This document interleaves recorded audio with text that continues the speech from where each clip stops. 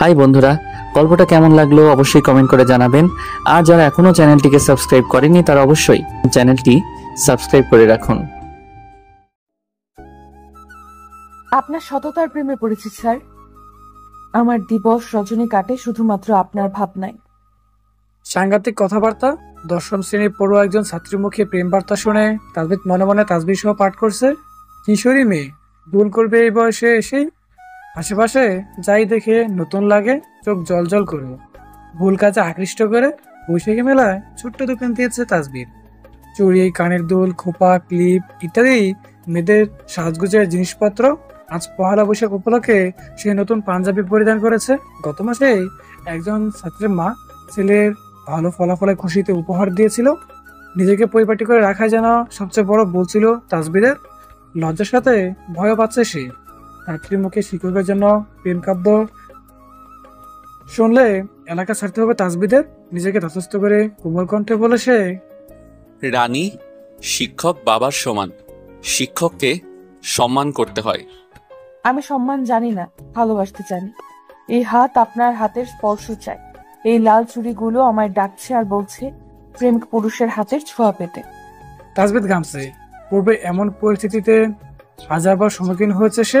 তাসবিদ তখন দমকে বসিয়ে রাখতো বা মেরে বাসায় পাঠাতো। আজকের ব্যাপারটা একটু ভিন্ন। রানী এলাকার মোতালেব চেয়ারম্যানের নাতনি, কিছু বললেই তিল থেকে তাল বানিয়ে নালিশ করবে। এই আকরাম, দেখ তো মেয়েদের কি লাগবে, আমি বাথরুম থেকে আসছি। বলা যায় বিপদে পড়লে উপরওয়ালা সাহায্য করেন। তাসবিদ মনে হচ্ছে আকরামের উসিলায় উপরওয়ালা এই বিপদ থেকে উদ্ধার করেছে তাকে। কিছু সময়ের মধ্যেই মেলার ভিড়ে তাসবিদ হারিয়ে যায়। রানী, তোর মাস্টারের মনে হয় টিউব নষ্ট, বাজে না, নইলে তোর মতো পরীকে দেখা জিভ দিয়া লাল পড়তো। রানী লাজুক হাসছে। মনের দাপটে না হোক শক্তি দাপটে সে তাসবিদকে হাসিল করবেই পণ করেছে। আকরাম পড়েছে বিপাকে। রানীর দাপট সম্পর্কে জ্ঞাত নয়। এই যাত্রায় সে বেঁচে গেলেই বাঁচে। ভয়ের কণ্ঠে সে প্রশ্ন করে, রানী, কি লাগবে? প্রত্যুত্তরে রানীর দুষ্ট বান্ধবী হেসে বলে, রানীর যা লাগবো তোর কাছে সেটা নাই রে আকরাম, তুই বুঝবি না। তোর মাথায় যে সকল টিউব নষ্ট, কেউ আসবে না রে। আকরাম বিষম খায়। গরিব বলেই সে সর্বদা অবহেলা পাত্র।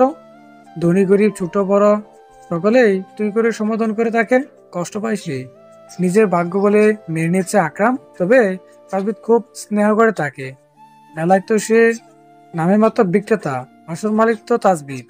যে কোনো কাজে সে আকরামকে পাশে রাখে। বাহিরের জগৎ নিয়ে চিন্তা ভাবনা করার সময় কই তার। রানীর বান্ধবীর কথায় বেশ লজ্জা পায় সে। আসমানে মেঘের বেলারা খেলা করছে। দমকা হওয়া প্রবল বৃষ্টি আভাস দিচ্ছে। প্রকৃতির লীলা খেলা বোঝা মুশকিল। কিছুক্ষণ পূর্বে আসমান পরিষ্কার ছিল, অনেকের মধ্যেই পরিবর্তন চলে এসেছে। তাসবিদের খুব ইচ্ছা করছে মাকে নতুন কাপড় কিনে দিবে, একটা ঘর বাঁধবে, সেখানে শান্তিতে থাকবে। রাতের মধ্যভাগেই মেলার কাজ সমাপ্ত হয়ে যায়। আকরামকে পাওনা বুঝিয়ে দিয়ে বাড়ি পথে রওনা হয় সে। প্রতিমধ্যে দেখা মিলে রানীর ভাই রানার সাথে। পেশায় বড় নেতা। বড্ড ভয় পায় তাসবিদ। নেতা বললে নয়, বরঞ্চ বড় ঘরের ছেলে। তাসবিদকে খতম করার ক্ষমতা রাখে সে। তাসবিদের মাথা থেকে পা পর্যন্ত নজর বুলিয়ে গাম্ভীর্য ভরা কণ্ঠে বলে, ইনকাম কেমন হলো? আমার ছেলেদের কমিশন দিয়েছ? তাসবিদ এই বিষয়টি ভয় পেয়েছিল। সৎ পথে চলাফেরা করার দুনিয়া অনেক আগেই মরে গেছে। বর্তমানে চাপাবাজি, লুটপাট, বেইমানি করে মানুষ বেঁচে থাকে। মেলায় দোকান দেওয়ার জন্য কিছু ছেলে এসেছিল টাকা তুলতে। তাসবিদ টাকা দিতে নাচক করে দেয়। ফলে নেতা স্বয়ং আসে তদারকি করতে। তাসবিদ পাঞ্জাবির পকেট থেকে সামান্য চেপে উত্তর দেয়, ব্যস্ত ছিলাম, পরে দিব ভেবেছি, আসেনি। তা এখন কি দিবে নাকি? আমি ক্লাবের দিকেই যাচ্ছি। কষ্টে অর্জিত সম্পদ আজ মানুষ বিনা পরিশ্রমে ভোগ করবে। তাসবিদ মেনে নিতে পারছে না। রানাকে কিছু বলবে, তখনই রানীর আগমন ঘটে। ভাই কি করছো? দাদুর বুকে ব্যথা বেড়ে চলেছে তো। তাসবিদ হাফ ছেড়ে বাসে। কিছু পথ আগানোর ইচ্ছে পোষণ করতেই রানীর পথ আটকে নেয়।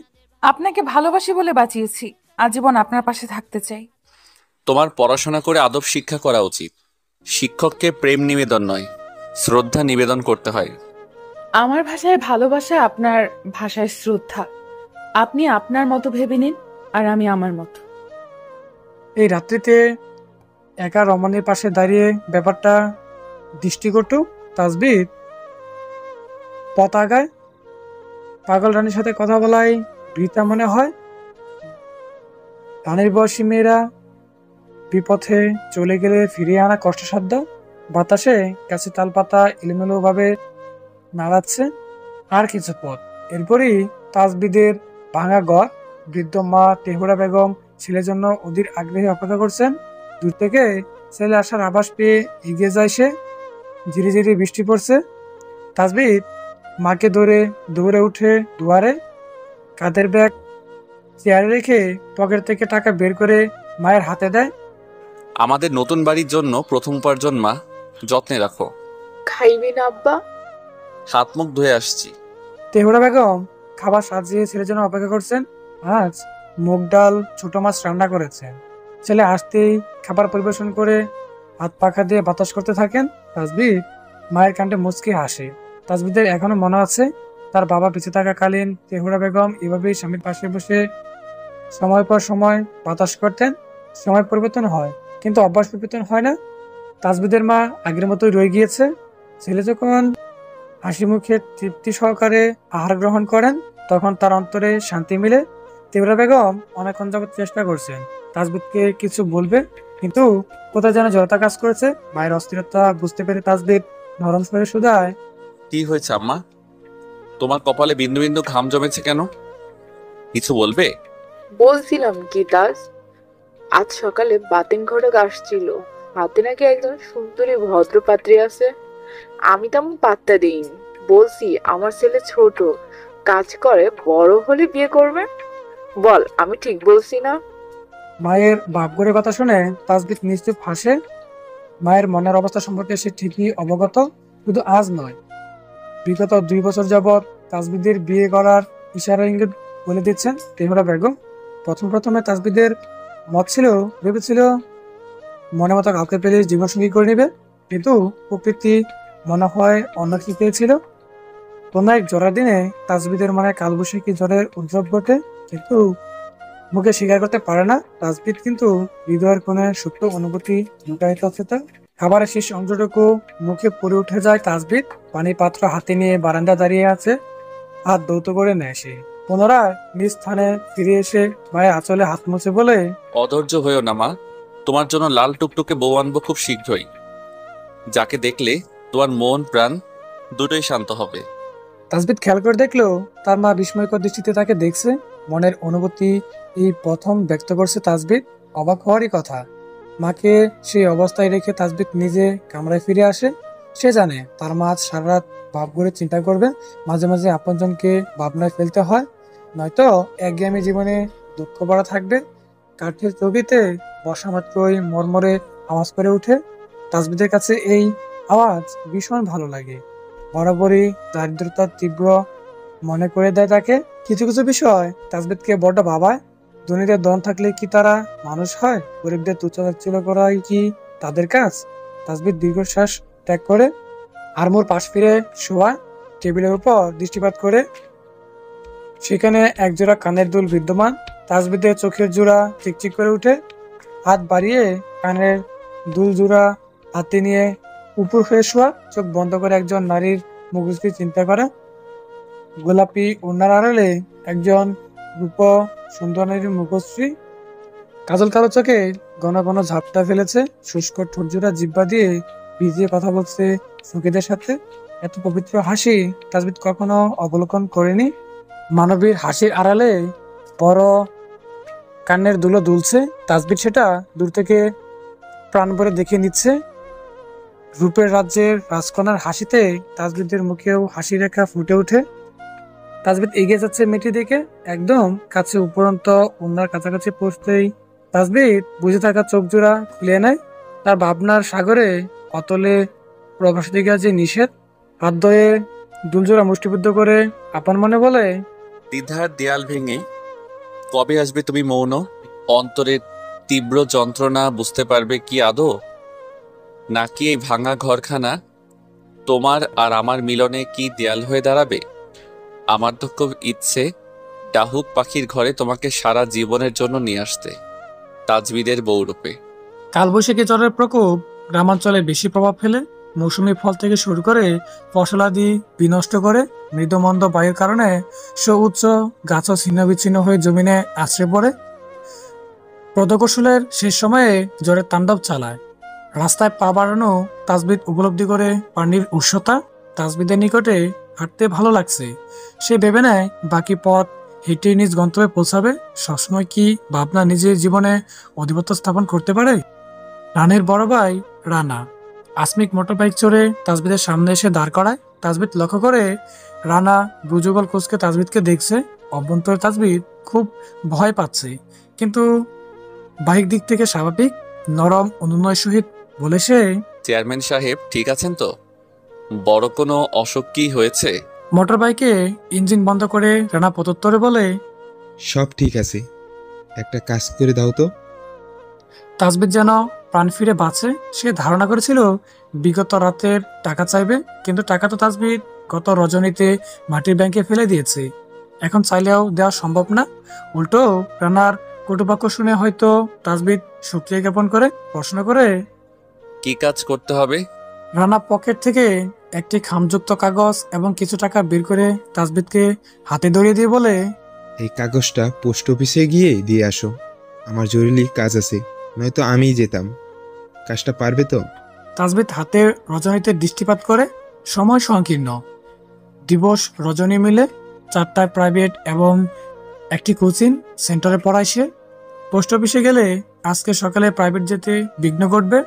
আবার বড় নেতার কথা না শুনলেও এলাকায় টিকা মুশকিল হয়ে যাবে। অগতা মলিন হেসে কাগজখানা হাতে নিয়ে বলে, পারবো। বিকেলে ক্লাবের দিকে আইসো, চা নাস্তার ব্যবস্থা হবে, আসি। শাসা করে মোটর বাইক চালিয়ে রানা নিজ গন্তব্যে চলে যায়। তাজবিদ কিছু কদম এগিয়ে রিক্সায় চড়ে ডাকঘর অফিসে যাওয়ার জন্য সিদ্ধান্ত নেয়। এতে করে সময় বাঁচবে। আধুনিক সময়ে গ্রামাঞ্চলে যাতায়াত ব্যবস্থা উন্নত। রাস্তার পাশে দোকানপাটের পাশাপাশি অটোরিকশা, পায়ে রিক্সা চলাচল অধিক। তবে কথিত আছে প্রয়োজনের সময় বাকি কিছুই জোটে না। প্রায় 5 মিনিট দাঁড়িয়ে থেকেও কোনো খালি রিক্সা পায় না তাজবিদ। বারবার হাতে রজনী দেখছে সে। সময় সংকীর্ণ। সময়ের হিসেবে তাজবিদ চেয়েছিল 15 মিনিটের কাজ সমাপ্ত করে চলে আসতে। তা হয়তো আর হবে না। এই মামা দাঁড়ান। দুই প্রান্ত থেকে দুই মানব মানবী একসঙ্গে অটোওয়ালাকে ডাকে নিজ গন্তব্যে পৌঁছাতে। চলুন মামা। মলিনমুখী একজন রমণী তাজবিদের নজরে পড়ে। শ্যামলাতকে মলিনমুখী একজন রমণী, যার পিঠ বরাবর কালো কেশগুলো এলোমেলোভাবে বিনুনি করা। তবে সে নীরব, একদমই নিশ্চুপ। আশেপাশে কি ঘটছে কিছু যেন নজরে আসছে না। অটোতে উঠে নিচে তাকিয়ে একমনে ভাবছে, কই যাবেন? উঠেন, নইলে অটো টান দিমু। অটোওয়ালার কথায় তাজবিদের স্তম্ভিত ফিরে আসে। একাকী একজন রমণী পাশে বসতে সংকোচ বোধ করছে সে। কাঙ্ক্ষিত স্থানে যথাসময় পৌঁছাতে হবে বলেই ইতস্তত বোধ হয়। অটোতে উঠে বসে। অটো চলছে আপন গতিতে। ভদ্র সরল তাজবিদের মনে উৎসাহের বীজ বুনছে। সামনে বসে থাকা রমণীর মনের কষ্ট জানতে ইচ্ছে করছে। তাজবিদের সমবয়সী মেয়ে। এই বয়সে সাধারণত সুখে সংসার করে অথবা নিজের পায়ে দাঁড়াতে শিখে হাসি খুশি থাকে। তবে এই মেয়ের বেলায় মলিনমুখী কেন? গলা পরিষ্কার করে তাজবিদ মেয়েটির দৃষ্টি আকর্ষণ করতে চায়, তবুও মেয়েটি নিশ্চুপ। তাজবিদ একসময় প্রশ্ন করে, পড়াশোনা করো? মেয়েটি একবার চোখ তুলে তাকায়, শুকনো মুখে প্রত্যুত্তর দেয়, পড়াই। তাজবিদ মনে মনে খুশি হলো। পেশাগত দিক দিয়ে দুজনেই একই। তাজবিদের কাছে মনে হচ্ছে মেয়েটিকে সঙ্গ দিলে হয়তো হাসি ফুটবে মুখে, সমবয়সী বান্ধবীও হবে। তাজবিদ মনের কথাকে বাস্তবায়িত করতে চায়, তাই তো আগ বাড়িয়ে আবারও সে বলে, আমিও পড়াই। নতুন নতুন পড়াচ্ছেন? এই বছর কলেজের বাংলা বিভাগে শিক্ষক হিসাবে ঢুকেছি। তাজবিদ কি বলবে বুঝতে পারছে না। অপরিচিত রমণীর সাথে কথা বলা দৃষ্টিকটু লাগছে। হাসপাস করছে আরো। কিছু বলতে যাবে প্রসঙ্গ পাচ্ছে না। অজ্ঞতা চুপ করে রইল সে। শানু প্রতিদিনের ন্যায় বাসা থেকে বের হয়েছিল, কে জানতো আজ তাসবিদের সাথে সাক্ষাৎ হবে। তাসবিদের কাছে শানু অপরিচিত হলেও শানুর কাছে তাসবিদ খুব পরিচিত। শানু বুঝতে পারে তাসবিদের অস্থিরতা, তাই সে বলে, আমি সাইন্তনী শানু, আপনার 1 ক্লাস জুনিয়র। আমরা একই ভার্সিটিতে পড়তাম। আমি আপনাকে চিনি, তবে আপনি? আমার একদম অপরিচিত, তবে তোমাকে দেখে কেন যেন মনে হচ্ছে খুব দুঃখী। কারণটা বলা যাবে? তাসবিদ খেয়াল করে মেয়েটাকে কারণ জিজ্ঞেস করা মাত্রই মুখশ্রী পরিবর্তন হয়ে গেল। পাল্টা প্রশ্ন করবে ঠিক তখনই অটো থেমে যায়। তাসবিদ হাতের বন্ধনীতে দৃষ্টিপাত করে। সময় খুবই কম। অটো ভাড়া পরিশোধ করে শানুর দিকে দৃষ্টিপাত করলো, সৌজন্যসুলভ বলল, আবার কোনো একদিন দেখা হবে, কথা হবে। তাসবিদ মুচকি হাসি উপহার দিয়ে চলে যায় ডাকঘরের দিকে। শানুর দৃষ্টি তাসবিদের দিকে নিবদ্ধ। যতদূর দেখা গিয়েছে ততক্ষণ তাকিয়েছিল। দৃষ্টির অগোচর হতেই আপন মনে সে বলে, একজন বিধবার সাথে আপনার কি কথা থাকতে পারে? সপ্তাহে 2 দিন তাসবিদের মোতালেব চেয়ারম্যানের বাড়ির পাশে কোচিং সেন্টার পড়াতে যেতে হয়। বলা বাহুল্য অনিচ্ছায় জোর করে যায় সে, কেননা সেখানে রানী এবং তার দুষ্ট বান্ধবীরা পড়ে। কোচিং এর অন্তিম মুহূর্তে রানীর তাসবিদের নিকট আবদার করে, স্যার, এই বীজগণিতটা বুঝতে পারছি না। হাতের বন্ধনীতে সময় দেখে নেয়। এখান থেকে আরেকটা প্রাইভেটে পড়াতে যেতে হবে তাকে। তাসবিদ নজর তুলে তাকায়। রানী সহ সকল বান্ধবীরা মিটিমিটি হাসছে। সে বুঝতে পারে অঙ্ক বোঝানো বাহানা, এখানে অন্য ঘটনা ঘটবে। তাসবিদ নিরুপায় ফুস করে নিঃশ্বাস ত্যাগ করে রানীর উদ্দেশ্যে বলে, সময় কম, কোনটা বুঝো না? কাঙ্ক্ষিত অঙ্ক দেখিয়ে দেওয়ার পর তাসবিদ কলম হাতে নেয়। কয়েক মিনিট অতিবাহিত হতেই রানীর বান্ধবীরা এই সেই বাহানা বের হয়ে যায়। কোচিং সেন্টারে এই কক্ষে শুধুমাত্র রানী এবং তাসবিদ। নীরবতা ঝড়ের লক্ষণ। রানী নীরব। তাসবিদ মনে করেছে এটা ঝড়ের পূর্বাভাস। আসমিত রানী বলে উঠে, স্যার আসুন, আজ একটা খেলা খেলি। তাসবিদ মনে করে রানী মানেই দুঃসাহসের বাণী।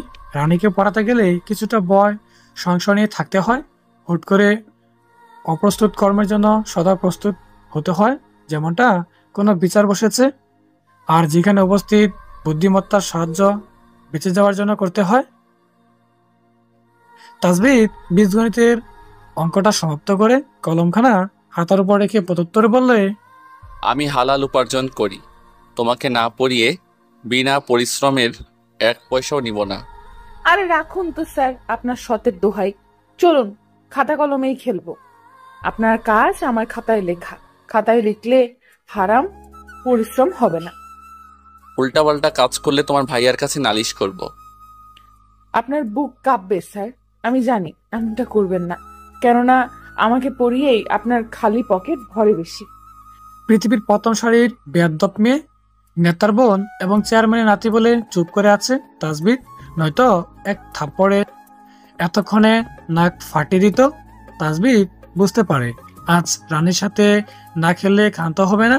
এদিকে সে কিছুটা ভয় পাচ্ছে, যদি অপ্রস্তুত কোনো কাণ্ড করে বসে তাহলে তাসবিদ সামলাবে কিভাবে নিজেকে এবং নিজের রাগকে সংযত করে বলল, সময় সংকীর্ণ, কি খেলবে? ভালোবাসার শতকরা হিসেব। তাসবিদ খেয়াল করছে উচ্চ গতিতে মাথার উপর যান্ত্রিক ফ্যান গুড়গুড় করে ঘুরছে। তাসবিদ এই বাতাসেও তরতর করে ঘামছে। অনাকাঙ্ক্ষিত বিপদের আশঙ্কায় নিজেকে তৈরি করে নিল সে। আশপাশ ভালোভাবে পর্যবেক্ষণ করে বলল, নিজের আবেগকে সংযত করো রানী, শিক্ষক পিতার সমতুল্য। শিক্ষকদের কাজ জ্ঞান দেওয়া আর ছাত্রদের কাজ ভালোবাসা। আসুন খেলি। তাসবিদ লক্ষ্য করে রানী তার ব্যবহৃত খাতায় কি যেন আঁকছে। উকিঝুঁকি মেরে দেখাটা তাসবিদের নিকট অসভ্য মনে হচ্ছে। সে জানে রানী খাতায় যাই আঁকুক তাসবিদকে দেখাবে। রানী সময় নিল, কিছু আঁকছে এবং তা দেখে নিজেই লজ্জা পাচ্ছে।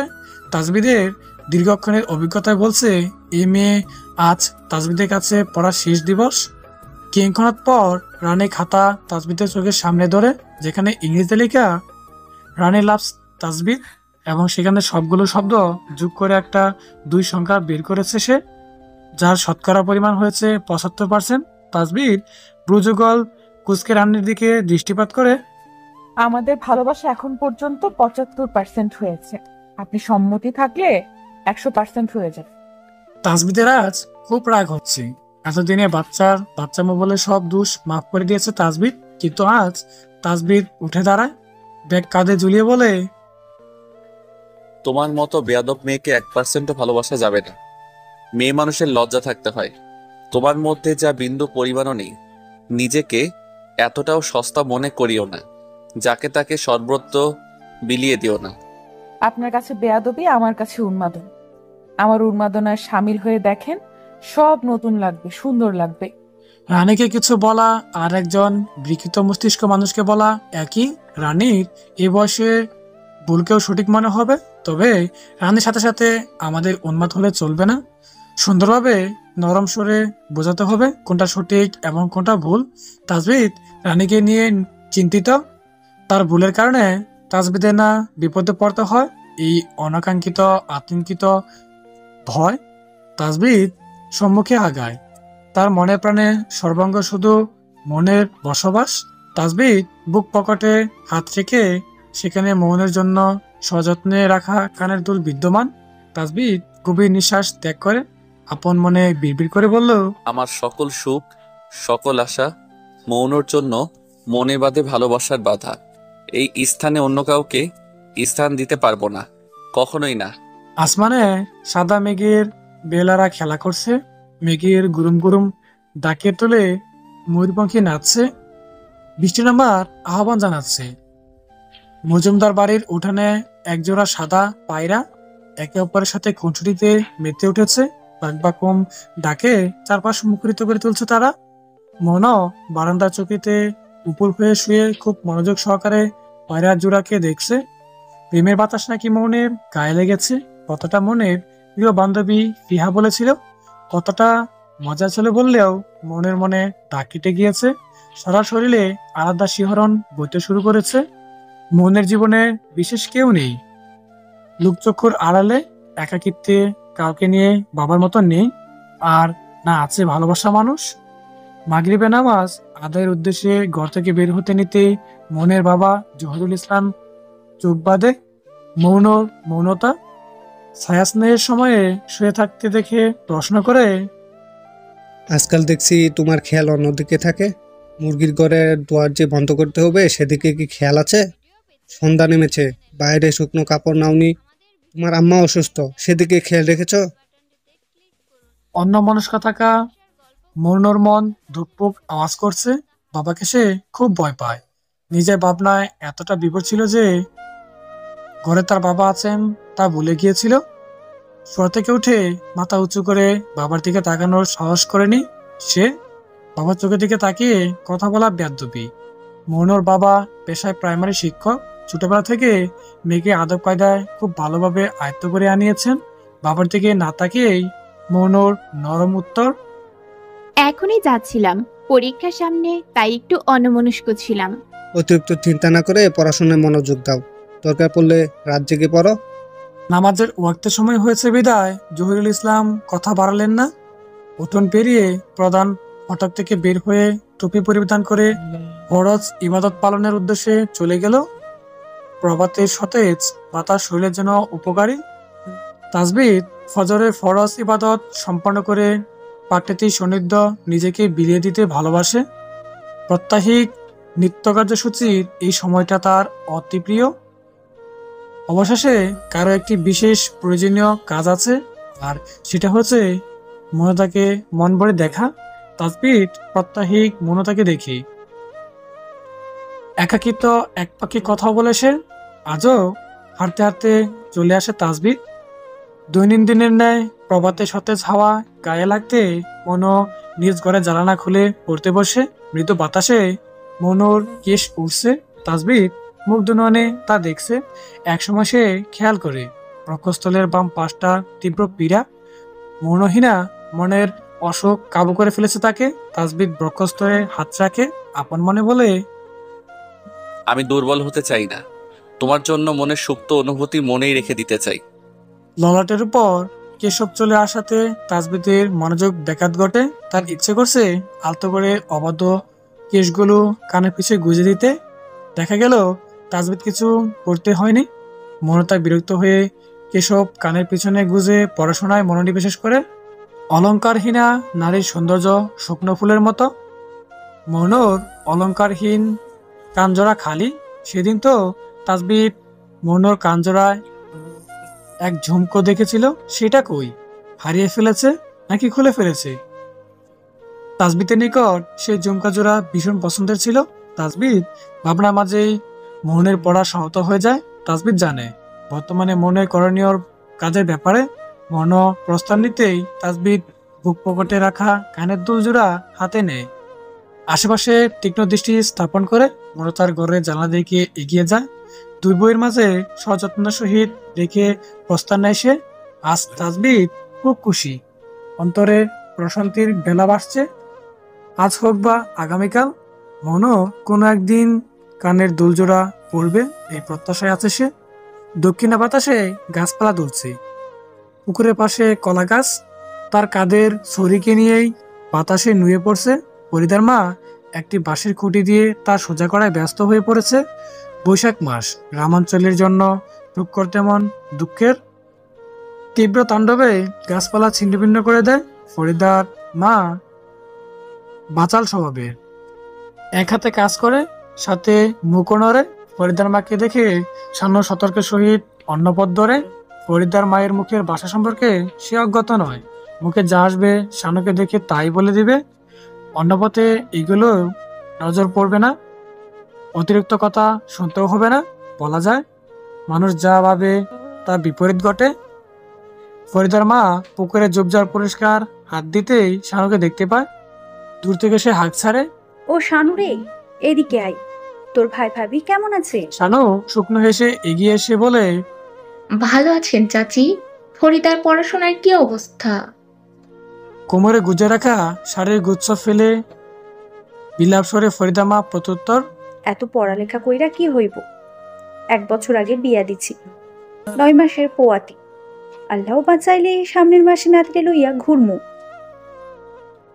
একটি প্রবাদ কথা আছে, মূর্খের সাথে অতিরিক্ত কথা বলা বোকামি। শানু কথা বাড়তে চাইছে না। কিছু কিছু সময় নীরবতা পালন করে অনেক কিছু বোঝানো যায়। ফরিদার মায়ের কথার প্রত্যুত্তর মুচকি হাসে শানু। পাশ কেটে চলে যেতে নিতেই ফরিদার মায়ের কঠিন প্রশ্নের সম্মুখীন হয় সে। পোলাপাইন তো আর হইল না, এখন কি ওই বাড়ি থেকে সম্পত্তিও পাবি না? শানু থমকে দাঁড়ায়। আখি জগলের সামনে প্রসজ্জলিত হয় অতীতের কিছু দুঃখময় স্মৃতি। পিছনে না ফিরেই শানুর উত্তর, যেদিন ওই বাড়ির বাইরে পা রেখেছি ওই দিনে ওই বাড়ির সমস্ত জিনিসের ন্যায্য ছেড়ে এসেছি। সেখানে আমার কিছুই নেই চাচি। অবাগির দুয়ারে সুখ ধরা দিয়েও দিল না। শানু প্রস্থান নেয়। পিছন থেকে ফরিদা খোলা চাপা স্বর তার কর্ণধারে পৌঁছায় না। দ্বিতীয় প্রহরে রাস্তাঘাটে ছাত্রছাত্রীরা নিজ নিজ গন্তব্যে পৌঁছাতে ব্যস্ত। এই সময়ে অধিকাংশ পাঠশালায় ছুটির ঘন্টা বাজে। তাজবিদ দ্বিপ্রহরে 1 ঘন্টা রাস্তাঘাটে ঘুরে বেড়ায়। আশেপাশের পরিবেশ দেখে মস্তিষ্কে তার চিত্র এঁকে নেয়। কখনো পকেটে টাকা থাকলে মুড়ি বুট খেয়ে আহার্য সমাপ্ত করে নেয়। তহুরা বেগম প্রতিদিন ছেলেকে খাবার খেয়ে যাওয়ার জন্য টাকা দেন। করে খাদ্য গ্রহণ করা ওনার ছেলের জন্য অবাধ্য। এই সময় তাজবিদ মনোর কথা ভাবে। মাঝে মাঝে দূর থেকে দেখে মনে তৃপ্তি মিটায়। আজ সকালে কানের দুলজোড়া রেখে আসার পর থেকেই ছটফট করছে সে। মনের মধ্যে অশুভ ভাবনা আসছে। যেসব ভাবনা হলো, মনও যদি কানের দুল ফেলে দেয়। তাজবিদ হাতের বন্ধনীতে সময় দেখে নেয়। আধা ঘন্টা সময় আছে তার। এই পথেই মনও আসবে সঙ্গীদের নিয়ে। আকস্মিক মোটরবাইক চড়ে রানার আগমন ঘটে। মোটরবাইকের ইঞ্জিন বন্ধ করে তাজবিদের উদ্দেশ্যে বলে, কাগজটা ঠিক মতো পাঠিয়েছিলে? জি ভাই। বড় উপকার করলে। তা দিনকাল কেমন চলছে? এই তো ভাই আলহামদুলিল্লাহ। এদিকে কেন এসেছিলে? আধা ঘন্টা পর প্রাইভেট আছে, নাস্তা পানি খেতে এসেছিলাম। রানের ভাইয়ের সাথে কথা বলার মাঝেই তাজবিদের নজরে সম্মুখ থেকে আসা সামনের দিকে নজর যায়। মেয়েটির মুখ গত দিনের ন্যায় শুকনা। নজর তাসবিদের দিকে নিবদ্ধ, হয়তো তাসবিদের সাথে কথা বলার জন্যই এদিকে আসছে। শানু লক্ষ্য করে তাসবিদের সাথে আরো একজন পুরুষ রয়েছে। শানুর নিকটে সেখানে যাওয়া অবাঞ্ছিত মনে হচ্ছে।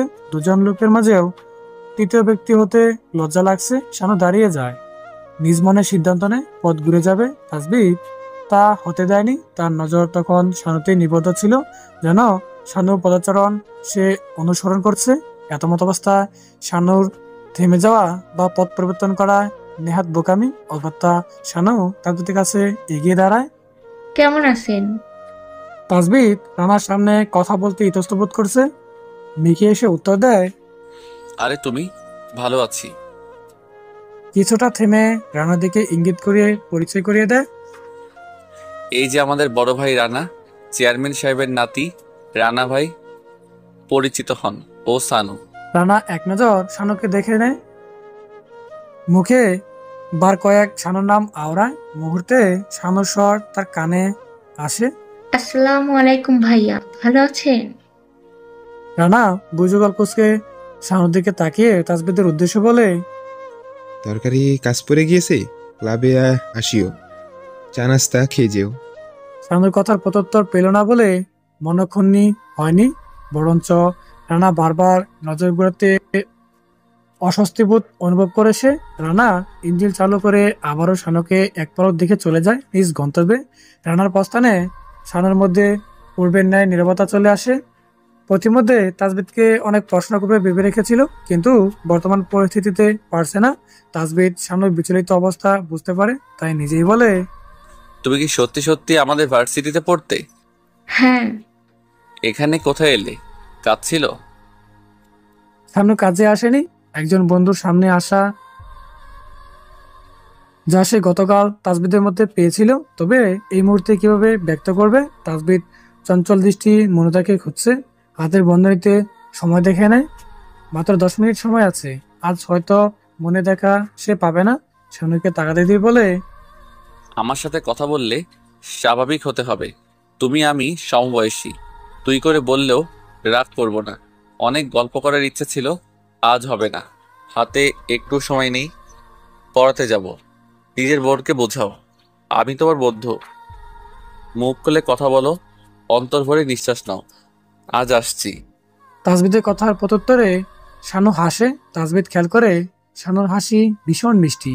মেয়েটার মনে হয়তো পূর্বে রং ঢঙে পরিপূর্ণ ছিল, কাল বৈশাখী জ্বরে হয়তো সব নিঃশেষ হয়ে গিয়েছে।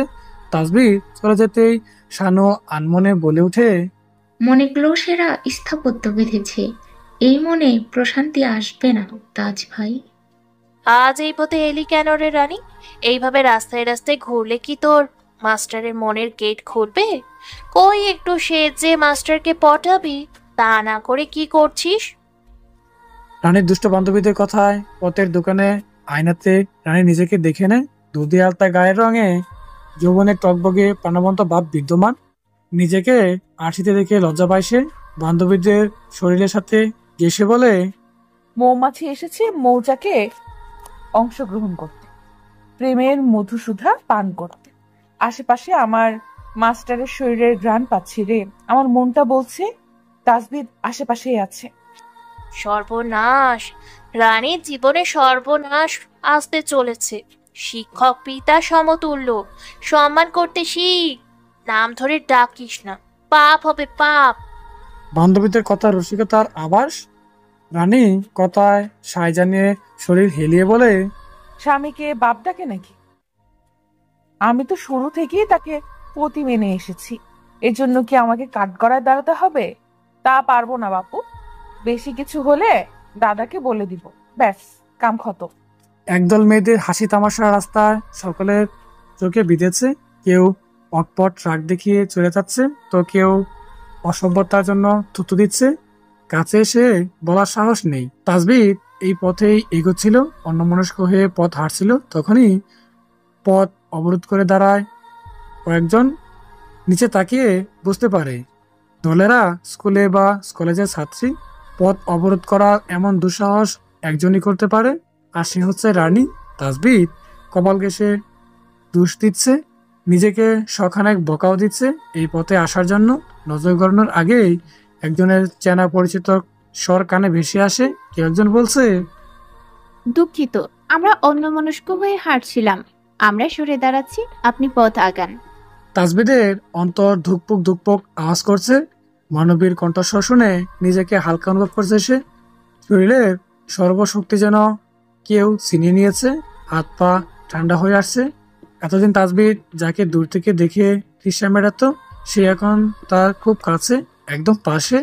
তাসবির নজর তুলে তাকাতেই মনুর কানের স্থাপত্য গ্রহণ করা, কানের দুলজোড়া দেখে খুব খুশি হয়। তাসবিদ সকালে মনুর টেবিলে রেখে এসেছিল। তাসবিদের মুখে হাসি ফুটে ওঠে, মাথা নত করে হ্যাবোধক ইশারা করে। তাসবিদ চলে যেতে নিলেও মনুর প্রিয় বান্ধবী ফিহার প্রশ্নে থেমে যায়। স্যার, আমাকে চিনতে পারছেন? আমি ফিহা, পঞ্চম শ্রেণী থেকে সপ্তম শ্রেণী পর্যন্ত আপনার কাছেই পড়েছি। তাসবিদ রানীর দিকে দৃষ্টিপাত করে ফিহার কথায় প্রত্যুত্তরে বলে, চিনেছি। তোমার আম্মা কেমন আছেন? ওনাকে আমার সালাম জানিয়ে দিও। হ্যাঁ, জানাবো। এখন কোন ক্লাসে পড়ছো? ইন্টার পরীক্ষা দেব। তাসবিদ মনুর পড়াশোনার ব্যাপারে পূর্ব থেকেই অবগত। খানিকক্ষণ অভিনয় শুধুমাত্র মনুর সান্নিধ্যে থাকার জন্য। তাসবিদের মনতা দেখে ফিহা বিদায় নিয়ে চলে যায়। তাসবিদ কপালে মিথ্যা আঘাত করে পিছনে ফিরে তাদের ডাকতে নিতেই রানী এবং তাদের বান্ধবীদের দেখতে পায় তারা এদিকেই আসছে। এমনকি রানীর দৃষ্টি তাসবিদের উপর নিবদ্ধ। তাসবিদের মনে শঙ্কা হয়, মনের দিকে পুনরায় দৃষ্টিপাত করে। তাসবিদের মনের কথন যদি রানী একবার জানতে পারে, তাহলে মনের জন্য এই এলাকায় টিকে থাকা অসম্ভব হয়ে পড়বে। তাসবিদ নিজের বাক্যকে দোষারোপ করে বলে, রানীর প্রবচনা, মৌন নীরবতা আমাকে উন্মাদ হতে বাধ্য করবে। তাসবিদ প্রস্থান গ্রহণ করাই উচিত মনে করে। ভাগ্য কি আর তা হতে দিবে? রানীর নজরে সে যে ঠিকই তাসবিদকে জ্বালাতন করতে চলে আসবে, এসেছেও বটে। তাসবিদের পথ আগলে দাঁড়ায় সে। তাসবিদের নাকে তীব্র সুগন্ধি এসে বাড়ি খায়। তার জায়গায় অন্য কেউ থাকলে হয়তো মাতাল হয়ে যেত। একজন পুলিঙ্গ ঠিক তার অপর লিঙ্গের ইশারা বুঝতে পারে। রানী এত সাজগুজ একমাত্র তাসবিদের জন্য, এই ব্যাপারে সে অবগত। তবে রানীর ছলচতুরি তাসবিদের অভ্যন্তরে কোনো প্রভাব ফেলে না। রানী তাসবিদের নিকটে শুধুমাত্র তার ছাত্রী। তাসবিদের মনে রানীকে নিয়ে শঙ্কা কাজ করছে। সে যদি মৌনের কথা জিজ্ঞেস করে, তাসবিদ রানীকে দেখে বিরক্তি মাখা প্রশ্ন করে মুখশ্রীতে কপট রাগে রাখা এনে বলে, এই পথে সবাই কি করছো? স্কুল ছুটি, বাড়িতে যাও। রানীর প্রেমময় মনে আকুলতা ব্যক্ত করে বলে, যেই পথে রানীর সর্বনাশ থাকবে সেই পথেই তো সে থাকবে। একবার আমাকে দেখেন না, এই সাজ সজ্জা সব আপনার জন্য। লোক সমাজের সামনে অপদস্থ হওয়ার মতো লজ্জাকর পরিস্থিতি হয়তো আর কোনোটাই নেই। তাসবিদের ইচ্ছে করছে রানীকে লোক সমাজের সামনে অপদস্থ করতে। রানী থেকে রাগান্বিত মুখে বলে, আর একবার এমন বেহায়াপনা দেখতে চেয়ারম্যান সাহেবের কাছে নালিশ করব। আজ থেকে তোমাকে আমি পড়াবো না। রানী কিছুটা নড়েচড়ে দাঁড়ায়। তাসবিদের রাগ আজ একটু বেশি মনে হয় তার কাছে। এখন যদি সে রানীকে না পড়ায়, তো রানীর মনোবাসনা পূরণ হবে না। রানীর মনের দুষ্ট ভাবনা দরজা আবার খুলে যায়। তাসবিদের যাওয়ার দিকে দৃষ্টিপাত করে বলে, আপনাকে আমার কাছাকাছি রাখতে বিশেষ পথ খুঁজে পেয়েছি। এবার আমার প্রেমের শতকরা পূর্ণ হবে। বৈশাখের আরো একটি দিবস অতিবাহিত হয়েছে। প্রাত্যহিক দিবসের তুলনায় আজকের দিবস তাসবিদের জন্য ভিন্ন। মোতালাব চেয়ারম্যান খবর পাঠিয়েছেন, 1 ঘন্টার মধ্যেই ওনার বাড়িতে উপস্থিত থাকতে বলেছেন। তাসবিদের ধারণা গতকালকের রানীর সাথে অকথ্য ভাষায় কথা বলায় নালিশ করেছে। সে আর তার শাস্তি পেতেই হয়তো তলব করেছেন। নিত্য কার্যসূচিতে ব্যাঘাত ঘটায় তাসবিদ খুবই বিরক্ত। তহুরা বেগম নাস্তার জন্য অনেক আগেই ডেকেছেন। আজ নাস্তাও তাসবিদের নিকট অখাদ্য মনে হচ্ছে। পাঞ্জাবি পরিধান করে ঘর থেকে বের হতেই তহুরা বেগমের সাথে দেখা হয়। তাসবিদকে তৈরি হতে দেখে তিনি বলে, আব্বা, না খেয়ে চলে যাইবা? সকালে খালি মুখে যাইতে নাই, একটু কিছু মুখে দাও। চেয়ারম্যান সাহেব ডেকেছেন, দেরি হলে ওনাকে বাসায় পাবো না। কোথায় না কোথায় চলে যাবেন, শেষে সারাদিন ওনার বাসায় অপেক্ষা করতে হবে। প্রাইভেট পড়াও বাদ যাবে। আমি রাস্তায় খেয়ে নিব মা, তুমি খেয়ে নিও। তাসবিদ সময় নষ্ট না করে রওনা হয়। এদিকে তহুরা বেগম ছেলের খামখেয়ালি দেখে চিন্তিত হন, মনে মনে প্রার্থনা করেন যেন ওনার ছেলের সাথে খারাপ কিছু না হয়। বিশাল বড় অট্টালিকার সামনে দাঁড়ালে মাথার উপর সবুজ ইট পাটকলের দ্বারা তৈরি ফটক দেখা যায়। সাধারণত গ্রামাঞ্চলের বড় লোকেদের বাড়ি ঘরের বিশেষত্ব প্রধান ফটক। রাজকীয় অবস্থা না থাকতে পারলেও পূর্বপুরুষদের মান ধরে রাখতে চেষ্টা করে। তারা প্রাচীন ঘরে লাল নীল সবুজ হলুদ রঙের রাঙিয়ে তুলেছে বাড়িকে, যা নিম্নবিত্ত মানুষের জন্য বিলাসিতা। সরল সোজা মানুষের নিকট এই বাড়িগুলো সুউচ্চ প্রসাদ। যখন সাহায্যের তাড়নায় এসব বাড়িতে আসে তারা তখন গোলক দাদায় পড়ে যায়। তাসবিহ গভীর নিঃশ্বাস ত্যাগ করে। পৃথিবীর সকল পুরুষের কিছু স্বপ্ন থাকে। কেউ স্বপ্ন দেখে ভালো বাড়ির, কেউ স্বপ্ন দেখে দামি একটি গাড়ির। বিলাসিতার জীবনযাপন করার কথা ভাবা তাসবিহের জন্য কঠিন কাজ। জীবনের অর্ধেক সময় পার করেছে পড়াশোনা করে। তাসবিহের দারিদ্র অবস্থা থেকে ভালো অবস্থানে যেতে হলে জীবন দশায় বাকি জীবন পার করে দিতে হবে, কিন্তু সুখ ধরা দিবে না। তাসবিহের অনেক স্বপ্ন। ইতিমধ্যে একটি বাড়ি করার স্বপ্ন দেখেছে, যেখানে বাকি নিয়ে শান্তিতে থাকবে। বাগানের সবুজ ঘাসের উপর 3টে চেয়ার পেতে দেওয়া হয়েছে। তাসবিহকে বাড়ির একজন কর্মচারী সেখানে বসিয়ে রেখে বাড়ির অভ্যন্তরে চলে যায়। সময় অতিবাহিত হলেও চেয়ারম্যান সাহেবের সাক্ষাৎ মিলে না, আর না মিলে কোনো কর্মচারীর সাক্ষাৎ। সময় অতিবাহিত হচ্ছে, তাসবিহের কর্মস্থলে যাওয়ার প্রয়োজনীয়তা বাড়ছে। 8 ঘন্টা পর অজন্তা পায়ে মোতালা চেয়ারম্যান উপস্থিত হন। পরিধানের ওনার পরিষ্কার এবং পরিপাটি পোশাক, হাতের ইশারায় তাসবিহকে কাছে ডাকছেন। পদার্পণের মাঝেই তাসবিহকে আদেশী স্বরে বলেন, কি পড়া মাস্টার? রানী নাকি পড়া বুঝে না? পড়া না বুঝলে পরীক্ষায় পাশ করবে কিভাবে? আমার মান সম্মান কিছুই থাকবে না। আজ থেকে রানীকে একা পড়ানোর সময় বের করে নাও মাস্টার। ওই কোচিংয়ে সবার সাথে রানী পড়বে না। দরকার হলে তোমাকে মাসে ডাবল টাকা দিব। আমার নাতনি যেন ফেল না আসে সেদিকে খেয়াল রাখবে। পৃথিবীতে কয়েকটি কাজ মানুষ মুখের উপর না করতে পারে না, তার মধ্যে একটি হলো মুনিব কখনো মালিকের আদেশ অমান্য করতে পারে না। মোতালা চেয়ারম্যান অনুরোধ নয়, আদেশ করেছেন, তাসবিহ তা পালন করতে বাধ্য। অনুচিত কাজ তাসবিহ দ্বারা সম্ভব, তাই পরিশেষে একবার চেষ্টা করতে চাই সে। অনুনয়ের সহিত বলে, রানী বড়, বর্তমানে বয়সটা অন্যরকম, তাই বলছিলাম কোচিং এর বিষয়টা। মোতালাব চেয়ারম্যান পদার্পণ থামিয়ে জল জল চোখে তাসবিহের পানে তাকায়, গর্জে বলে, তুমি বলতে চাইছ আমাদের মেয়ের দোষ আছে? পুরো গ্রামে ওর মতো ভদ্র মেয়ে পাবে নাকি মাস্টার? রানী ছোকরাদের দেখলে ভয়ে কাঁপে। যদি ভুল পথে যায় তো সামলানোর দায়িত্ব তোমার। আর কথা বাড়াবো না মাস্টার। রানাকে বলে দিয়েছি ছেলেদের দিয়ে তোমার বেতন মাসে মাসে পাঠিয়ে দিবে। তাসবিহ কিছু বলতে পারে না। চেয়ারম্যান দ্রুত গতিতে চলে গেলেন। তাসবিহ কিছুক্ষণ আগে কথা ভেবে মনে মনে বলল, রানী ভয়ঙ্কর ঝড়ের বাণী।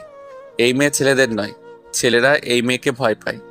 যেমন তাসবিহ প্রচন্ড ভয় পায় রানীকে নয়, রানীর বেহায়াপনাকে।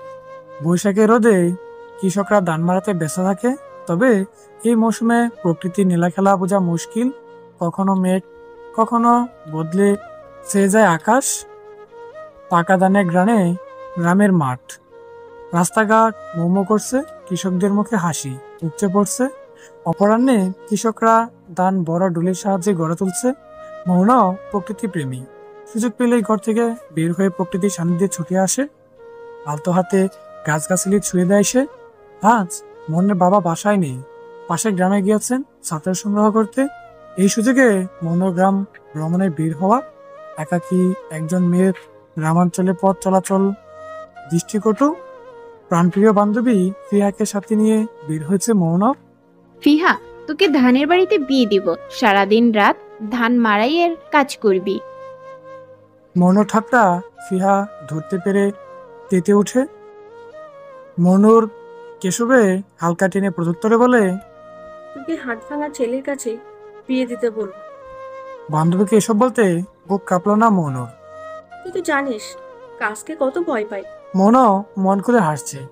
ইহার কাদা কত মুখশ্রী মনের মপের শান্তি, মনের প্রশান্তি। 20 টাকা জালমুড়ি হাতে নিয়ে মেট্রোপথে হাঁটছে দুই বান্ধবী। দুজনের মধ্যেই নীরবতা, নিস্তব্ধতার দেয়াল ভেঙে ফিহা বলে, তোর শরীর থেকে কেমন যেন সুঘ্রাণ পাচ্ছি। কি মেখেছিস রে? প্রেমের বাতাস মাখাচ্ছিস নাকি রে সখী? বাজে বকিস না ফিহা, তোর অদ্ভুত কথা আমাকে ঘুমাতে দেয় না। আমার জীবনে প্রণয়ের আগমন ঘটবে না, বাবা কখনোই হতে দিবে না। সব সিনেমার আসল ভিলেন তো বাবারাই থাকে, ওসব চিন্তা করিস না। তোর জীবনে একজন হিরো আসবে, সে এক তুলতে সব ঠিক করে দেবে। মৌন গভীর ভাবনার ডুব দেয়। আদৌ কি মৌনর জীবনে বিশেষ কেউ আসবে, যার মনে প্রাণে শুধু মনের বসবাস থাকবে?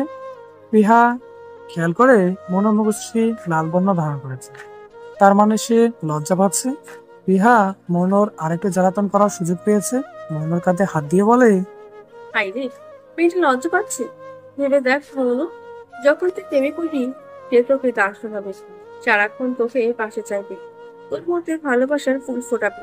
তুই কিভাবে সহ্য করবি রে মৌন? মৌনর কান দিয়ে গরম দোয়া বের হচ্ছে। প্রিহার কথা আর শ্রবণ করতে পারছে না। কর্ণে হাত ছুতেই সে অচেনা মানুষের দেওয়া দুল হাতে বাঁধে। গতকাল সকালে ঘরে অন্য কারো উপস্থিতি টের পেয়েছিল, অনুভব করেছিল আলাদা মানুষের শরীরে গ্রান। সেই গ্রান সে গতকাল বিকালে ফিহা মাস্টারের শরীর থেকেও পেয়েছিল। গতকাল থেকে মৌনর কল্পনার প্রেমিক পুরুষ হয়ে কতবার এসেছে তাই ইয়াত্তা নেই। জীবনে প্রথম প্রেমের অনুভূতি। সম্মানিত একজন মানুষ কি আদৌ মৌনের জন্য ভাববে? অত সময় আছে কি তার কাছে? মৌন ভাবতে চাইছে না, তবে কানের দুলের মালিককে সে বের করবে বলে পণ করে। ইহা নষ্ট হয়ে গেছে। মৌনকে বারবার লজ্জায় ফেলেছে, দাবিতে করছে নিষিদ্ধ কাজে। পিহার দিকে অকপট রাগ দেখিয়ে সামনে আগাতে থাকে সে। তাজবিদ দিনের শেষে প্রাইভেট পড়িয়ে বাসায় ফিরল। আজকে তাজবিদের মন মেজাজ খুবই ক্ষুব্ধ। দিবসের অগ্রভাগে মাথায় আগুন ধরে দিয়েছে নারী নামক কলঙ্কিনী। গ্রামাঞ্চলে একটি কুসংস্কার কথা প্রচারিত আছে, কর্মজীবনের শুরুতে যদি খারাপ কিছু ঘটে তাহলে সারা দিনই খারাপ কিছু ঘটতে থাকে।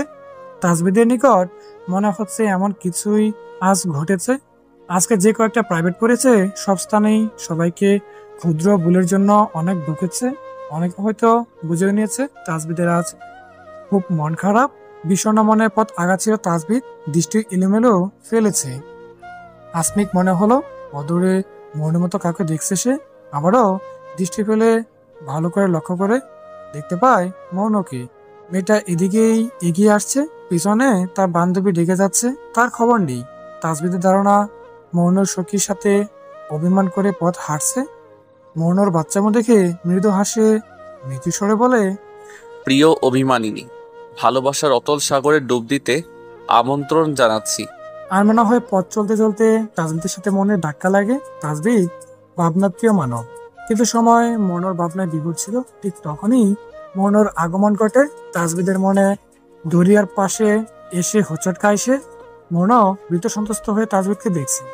এ বুঝি মাস্টার বকে দিল? মনে তো মাঝ রাস্তায় কেঁদে দিবে। তাজবিদের অতি নিকটে থাকায় চিরচেনা সে জ্ঞানের উপলব্ধি করে মৌন গভীরভাবে পর্যবেক্ষণ করে তাজবিদকে। আঁখি জগলে ভাষা পড়তে অক্ষম মৌন অন্তরে আঁকিপ না রেখে সর মনে প্রশ্ন করলো, আমার কানের দুল কি আপনারই স্পর্শ রয়েছে মাস্টার সাহেব?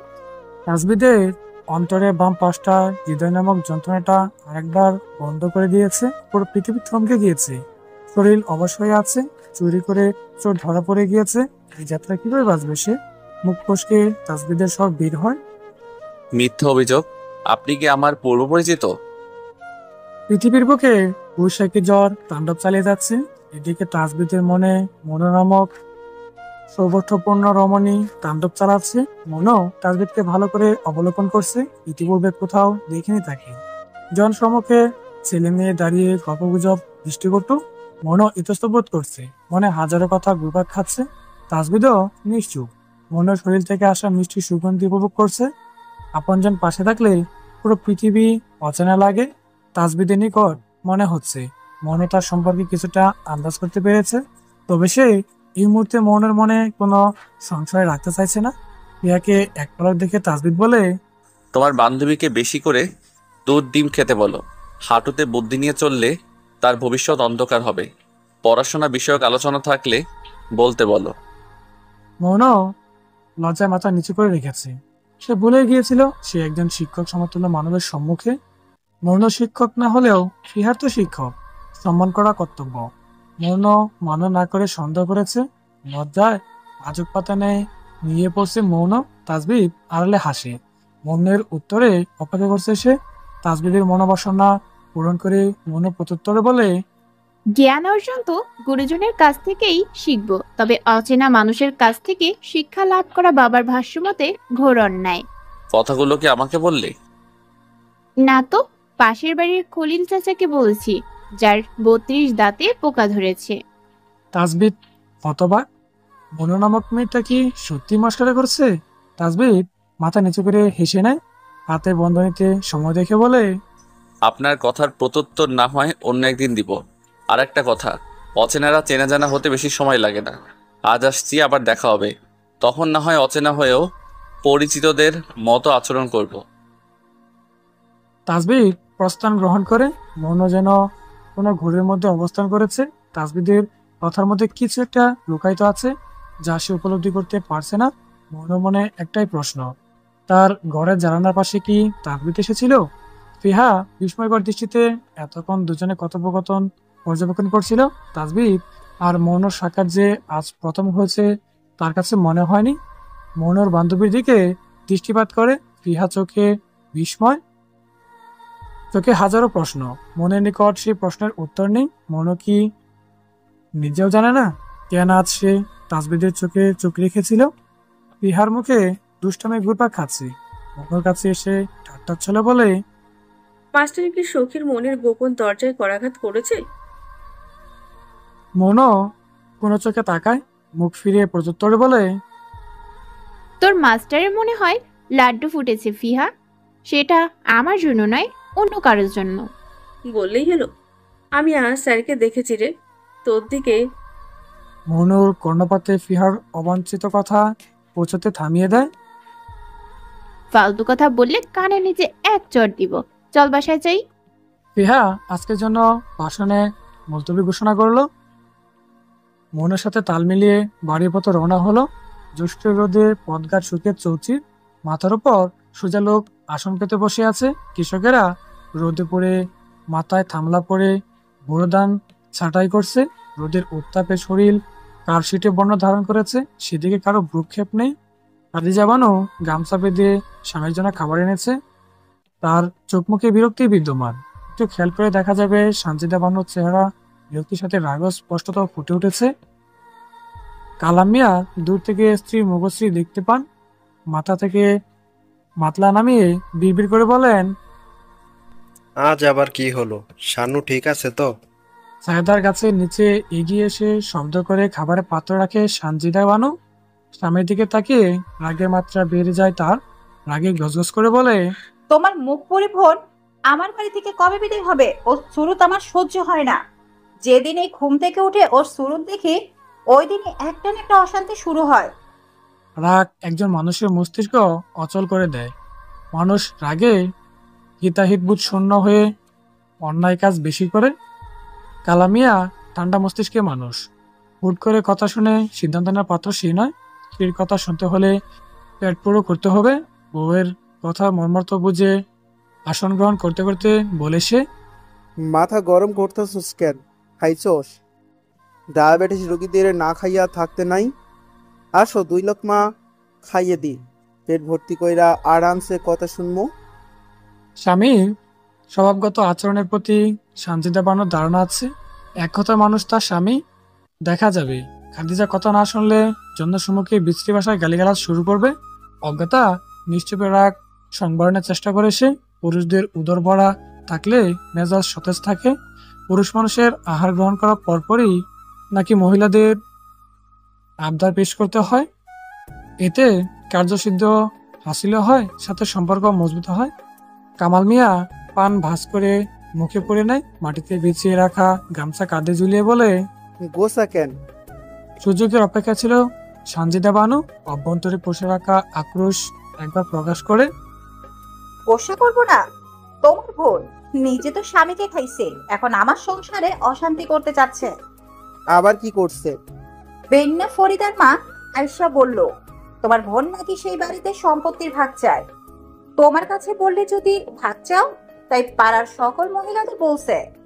কালাম মিয়া মুখশ্রী লাল বর্ণ ধারণ করেছে। সানজিদা বানু মনে মনে খুব আনন্দিত।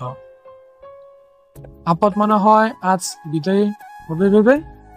কেই বা চায় সংসারে বোঝা রাখতে। গরিবের অভাবের সংসারে শানু সুযোগ বুঝে সানজিদা বানু শানুকে কথা না শুনিয়ে থাকে না। সকালে ফরিদার মা অবশ্যই এসেছিল এবং বলেছিল অন্য কথা। সানজিদা বানু ওই কথায় কিছু মশলা মাখিয়ে স্বামীর নিকট পেশ করেন যেন শানুই মূল দোষী হয়। কালাম মিয়া রাগান্বিত চেহারা নিয়ে মাতলা মাথায় ডান কাটতে চলে যায়। খাদিজা বানু আজ মহা খুশি। ননদ নামক আপদ গলায় আটকে থাকা কাটার ন্যায়, যাকে সহ্য করাও অসহনীয়। ঘরে রাখা বিষক্রিয় এখন শুধু রাতের অপেক্ষা। গ্রামাঞ্চলে বাজারের দিন জামজমাট হয়ে ওঠে। সন্ধ্যার ফরজ ইবাদতের পর বেশি জমে ওঠে। দোকানিরা অধিক দামে দ্রব্য বিক্রি করতে ব্যস্ত থাকে। কিছু ক্রেতা সেই দামে দ্রব্যাদি ক্রয় করে বাড়ি চলে যায়, তো কিছু ক্রেতারা রাত বাড়ার অপেক্ষায় ঘোরাফেরা করে। রাজরানীর মধ্যভাগে তখন বাজার ঝিমিয়ে পড়ে, তখন মূল্য কম যায়। দ্রব্যাদি ক্রয় করে বাসায় ফিরে। আর চেয়ারম্যানের নাতি রানা নেতা ক্লাবে ছোট্ট অনুষ্ঠান আয়োজন করেছে। তাজবিদও উক্ত অনুষ্ঠানে আমন্ত্রিত। ক্লাবে প্রবেশের পূর্বে সন্ধ্যায় বাজারে প্রদর্শন করে এবং আকরাম পুরো বাজার ঘোরাফেরা করে। সেখানে আকরাম ক্লান্ত, যেখানে তাজবিদ শক্তভুক্ত। বাজারে দিনে নতুন দ্রব্যের পাশাপাশি পোশাক মেলা বসে। দোকানিরা আকচেরি ক্রেতাদের ডাকে। তাজবিদ হাতে কিছু টাকা জমেছে, তা দিয়ে মায়ের জন্য একটা শাড়ি কিনবে সে চায়। হাঁটার এক পর্যায়ে আকরাম ধপ করে দোকানের চেয়ার উপর বসে পড়ে। গেমে থুবো অবস্থা। পরিধানের পোশাক থেকে এক বালতি পানি নিরানো যাবে। তাজবিদের দিকে দৃষ্টিপাত করে দেখতে পায় তার মুখে ক্লান্তি তো দূরের কথা, কপালে ঘামের ছিটিফোঁটাও নেই। আকরাম হতাশ হয়। নিজেকে ওই সকল মেয়েদের মতো অতিশয় দুর্বল মনে হচ্ছে যারা অল্প কাজ করলেই হাঁপিয়ে যায়। তাজবিদ হাঁটার জন্য উদ্যোগ নিতেই আকারে দুর্বল কণ্ঠস্বর শুনতে পায়। তাজবিদ ভাই, আজকের জন্য আত্মসমর্পণ করলাম, তুমি একা পথ চলো। তাজবিদ আকরামের কথায় বিরক্ত হয়ে বলে, মেয়েদের মতো ন্যাকামো না করে চলো। মায়ের জন্য শাড়ি কিনবো আর তোর জন্য একটা পাঞ্জাবি। আমার কিছু লাগবে না, তোমার দেওয়া গতবারের পাঞ্জাবি সুকেজে পড়ে আছে। অতিরিক্ত কথা বলতে তোকে বারণ করেছি, শুধু আমাকে অনুসরণ করো।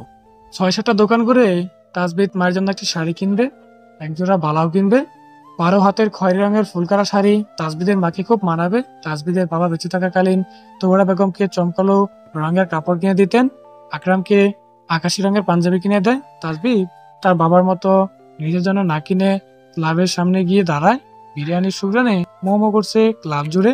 চা বিস্কুটে আড্ডা জমেছে কোনায় কোনায়। তাজবিদ একাকী একটা চেয়ারে আসন পেতে বসে।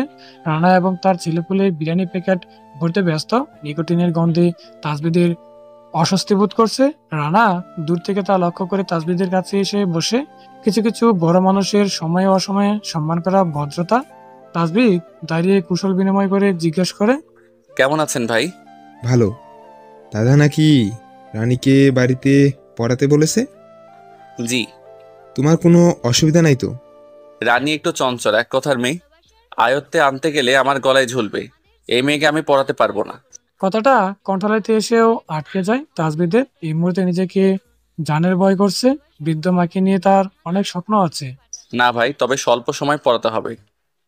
কোচিং সেন্টারে পড়ালে বেশি সময় পড়ানো যেত। কম বেশি সময় নিয়ে কি আসে যায়? তোমাকে পড়াতে বলেছি মাস্টার, প্রেম শেখাতে নয়। স্বল্প সময়ে যতটুকু পারবে শেখাবে। কটাক্ষ করে বলেও তাজবিদ মনে প্রাণে খুশি হয় এইভাবে যে রানী উল্টোপাল্টা কিছু করতে চাইলে রানাকে বিচার দিবে সে। ছোট্ট ব্যক্তিত্বের মাধ্যমে ক্লাবের আলোচনা শেষ করে রানা আসার সময় তাজবিদের হাতে রানা 2টা বিরিয়ানি প্যাকেট ধরিয়ে দিয়ে বলে, তোমার মায়ের জন্য 1 প্যাকেট নিয়ে যাও। তাজবিদ মনে প্রাণে ধন্যবাদ জানায়। বছরে একবারও মায়ের মুখে বিরিয়ানি তুলে দিতে পারে না সে, আজ মাকে পেট ভরিয়ে খাওয়াবে। তাজবিদ বিরিয়ানির প্যাকেট হাতে হাসি মুখে বাড়ির পথে রওনা হয়। রজনীর মধ্যভাগে পৃথিবীর মানুষেরা যেখানে ঘুমে নিমগ্ন, কামাল মিয়া নিজের ভাঙা বাড়ির উঠানে তখন বিচার কাজে মগ্ন। শানু ঘৃণিত দৃষ্টি খাদিজা বানুর উপর। সম্মুখেই শানু আপন বড় ভাই চেয়ারে আসন পেতে বসে আছে। দৃষ্টি শানুতেই নিবদ্ধ। শানু ভাইয়ের দিকে দৃষ্টিপাত করে দেখতে পায় সেই দৃষ্টিতে অজস্র রাগ বিদ্যমান। শানু নিজেকে তৈরি করে নেয় আসন্ন বিপদের মুখোমুখি দাঁড়াতে। কামাল মিয়া শানুর মুখে অনুশোচনার স্থানে ডিনার দেখতে পায়, ফলস্বরূপ সে অধিক রেগে অনুচিত কাজ করে বসে।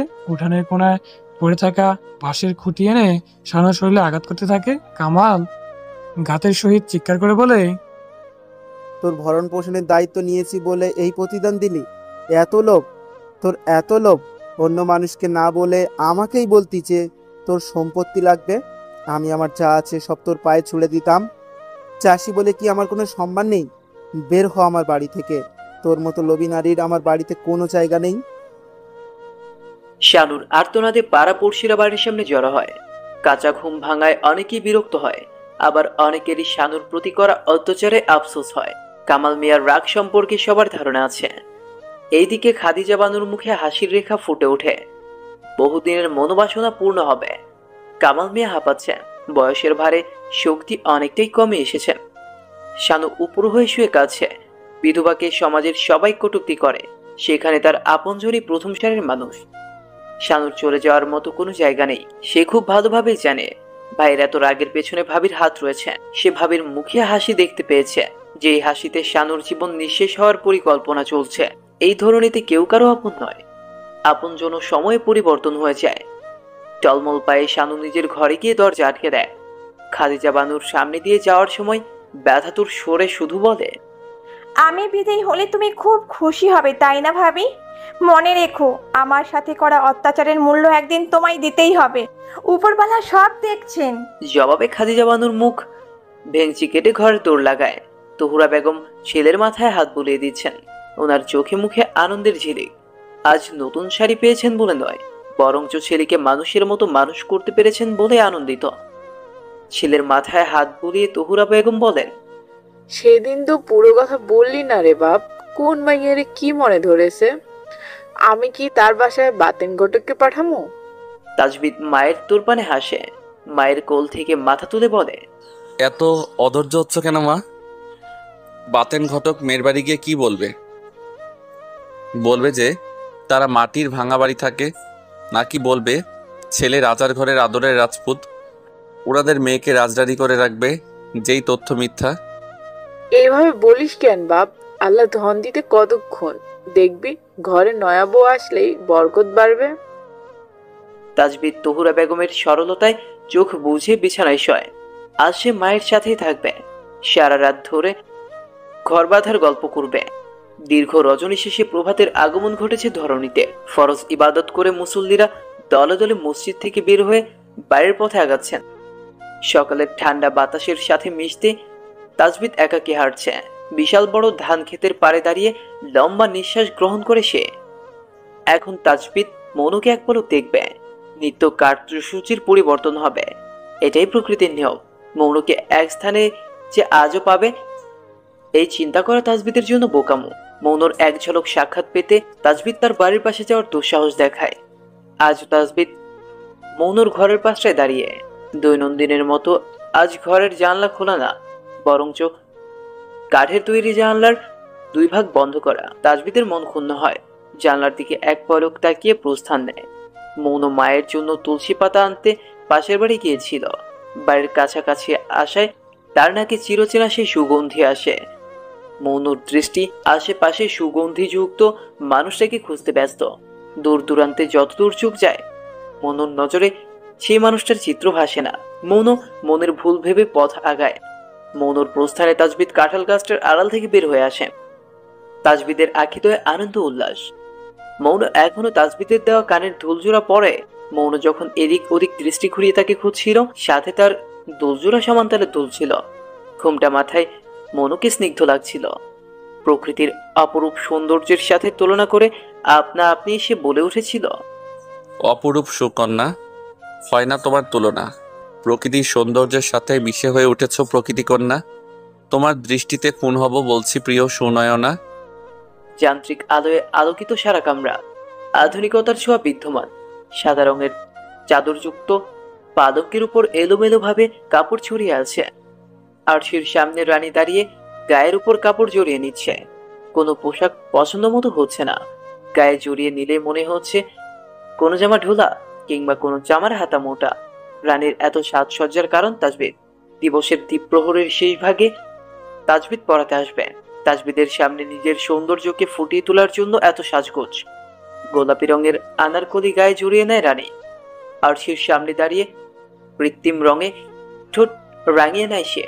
প্রজোরার মধ্যখানে গোলাপি পাথর বসিয়ে দেয়। ওড়না এক পাশে রেখে আরশিতে খুঁটিয়ে খুঁটিয়ে নিজেকে দেখে নেয়। সাজগোজে কোনো কমতি না পেয়ে বিস্তৃত হেসে আপন মনে বলে, রানী সেজেছে রাজাকে পাগল করতে।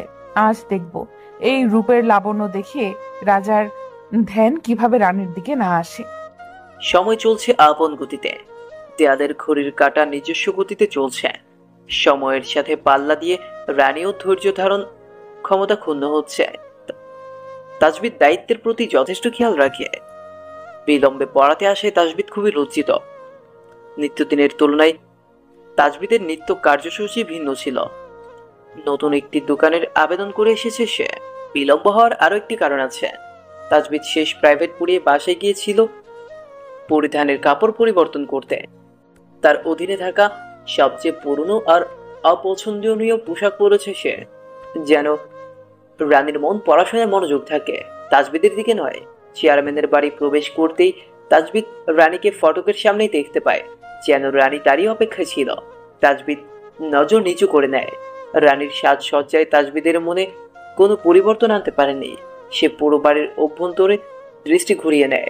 কর্মচারীরা ব্যতীত অন্য কেউ উপস্থিত নেই। বিষয়টি তাজবিদকে একটু ভাবায়। তাজবিদকে দেখা মাত্রই রানীর মুখে মিষ্টি হাসির রেখা ফুটে ওঠে। সে প্রফুল্লের সহিত বলে, আমি জানতাম আপনি আসবেন। আমাকে কেমন দেখাচ্ছে? কোথায় পড়বে? তাজবিদের অবজ্ঞা ভাব রানীর দৃষ্টি এড়ায়নি। রানীর সম্মানেও কোনো হানি ঘটেনি, বরং সে জানত তাজবিদের অবজ্ঞার কারণ। রানী হেলে দুলে তাজবিদের অতি নিকটে চলে আসে। তাজবিদ নড়ে চড়ে দাঁড়ায়। ওনার এক কোণে ধরে লাজুক ভঙ্গিতে বলে, আমার মনের ঘরে পড়াবেন মাস্টার সাহেব। অদম্য রক্তচাপে তাজবিদের শিরা উপশিরা উত্তপ্ত হয়ে উঠেছে। রানীর বাড়ি না হলে সে আজ সত্যিই কোনো অঘটন ঘটিয়ে ফেলত। নিজের রাগকে সংযত করে কঠিন স্বরে সে বলে, 5 মিনিটের মধ্যে এখানে বই খাতা নিয়ে আসবে, নয়তো আমি চলে যাব। সময়ের ব্যাপারে তাজবিদ খুবই সচেতন। তা রানীর চেয়ে বেশি কেউ জানে না, কেননা তাজবিদ কোচিং এর সময় দেখে আসা যাওয়া করতেন। রানী চোখ কুচকে মুখ ফুলিয়ে বই আনতে নিজের রুমে চলে যায়। বীজগণিতের 3য় অধ্যায়ের অঙ্ক করাচ্ছে সে। a+b² সূত্র বসিয়ে সমাধান করছে খাতায়।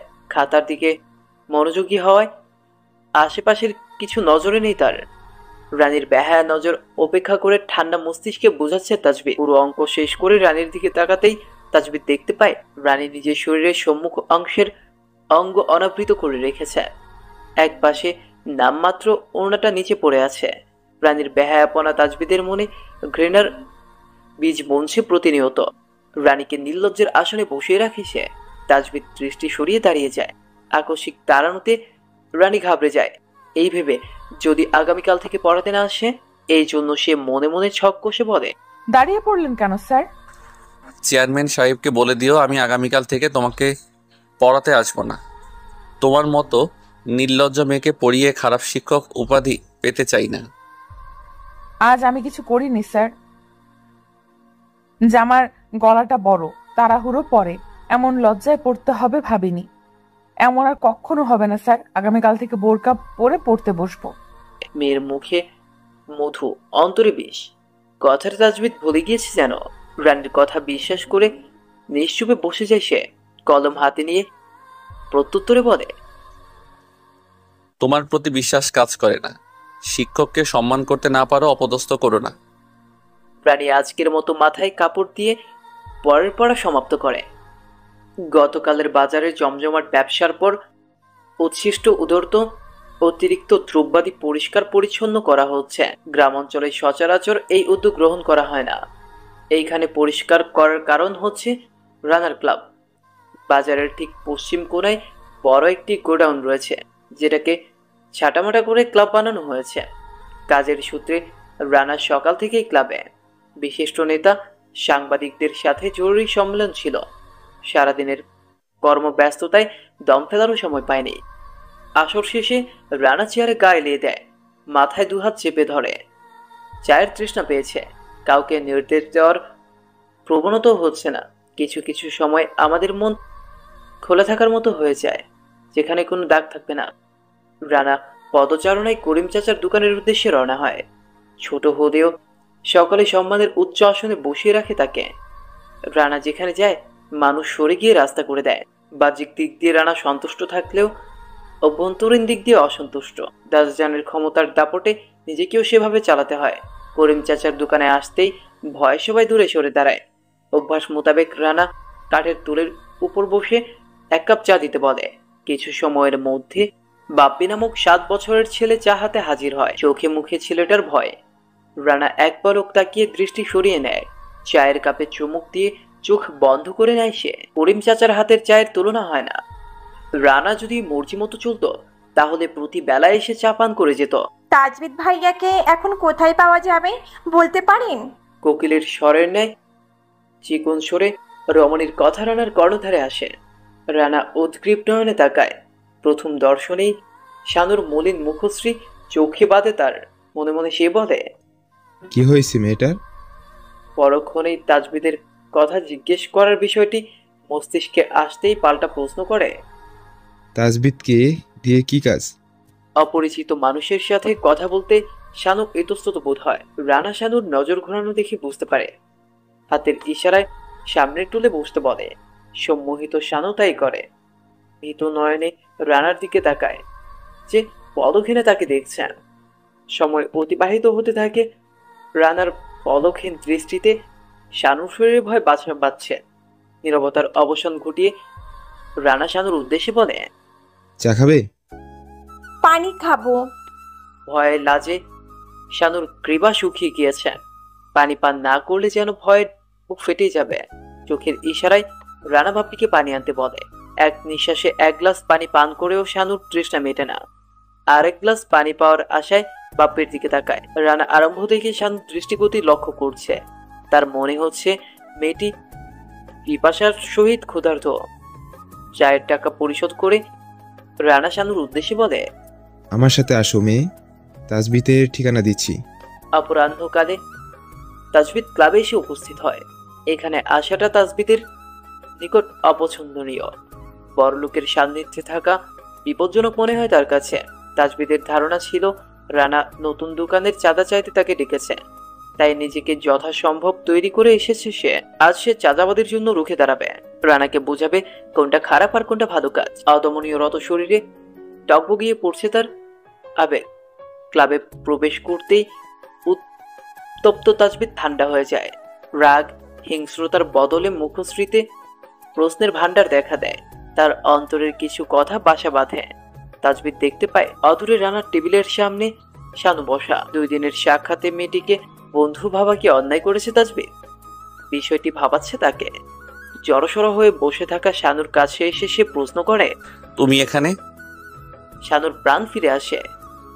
অপরিচিতদের নিকটে থেকে নিজের সম্মানের ভয় করছিল তার।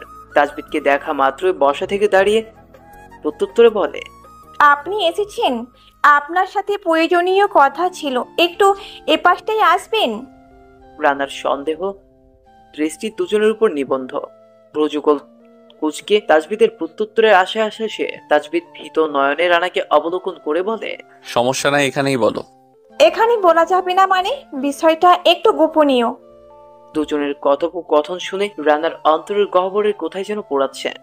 অজানা রাগ দমানোর মিথ্যা প্রয়াস চালিয়ে বিরক্তিকর কণ্ঠে বলে, কথা না ঘুরিয়ে বলেই তো পারো যে তোমরা একে অপরকে পছন্দ করো। আমাদের বাচ্চারা কান্না করলে বাবা মার বুকে শান্তির আশ্রয় পায়, কিন্তু বড়রা কষ্ট পেলে মাথা গুজার ঠাঁই পায় না। কিছু আপনজনরা তো দূর দূর করে দাঁড়িয়ে দেয়। শানু খুব কাঁদছে। সম্মুখে পেছনে কে আছে কিভাবে দেখছে পরোয়া না করে নিজের মনের কষ্ট ব্যক্ত করছে। দুজন পুরুষ মানুষের সম্মুখে নারী ক্রন্দন করায় তারা বিস্মিত হয়। রানা বসার্ত অবস্থা থেকে দাঁড়িয়ে এগিয়ে এসে বলে, আরে মেয়ে, কাঁদছো কেন? পছন্দ মানুষের হতেই পারে। বাচ্চাদের মতো কাঁদলে সমস্যা সমাধান হবে না, উল্টো সমস্যা বাড়বে। কান্না থামাও। হেঁচকি তুলে কান্না করছে শানু। কান্নার সাথে কষ্টগুলো যেন ধুয়ে মুছে যাচ্ছে। ক্রন্দন চোখে রানার চোখে তাকিয়ে প্রত্যুত্তরে বলে, বিধবা নারীর মনে পুরুষত্বের চিত্র আঁকি না, বরঞ্চ তার কাছে সাহায্যের আবেদন করতে আসে। তাজবিদ ভাইয়ার কাছে সাহায্য চাইতে এসেছি। রানার থেকে দৃষ্টি ফিরিয়ে তাজবিদের দিকে তাকায় সে।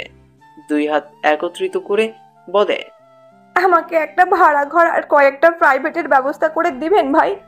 আমি অসহায় হয়ে আপনার কাছে এসেছি। বিধবা, আমাদের সমাজে বিধবাদের অন্য চোখে দেখা হয়। বিশেষকের গ্রাম অঞ্চলে ছেলের মৃত্যুতে বউকে দোষারোপ করা হয়।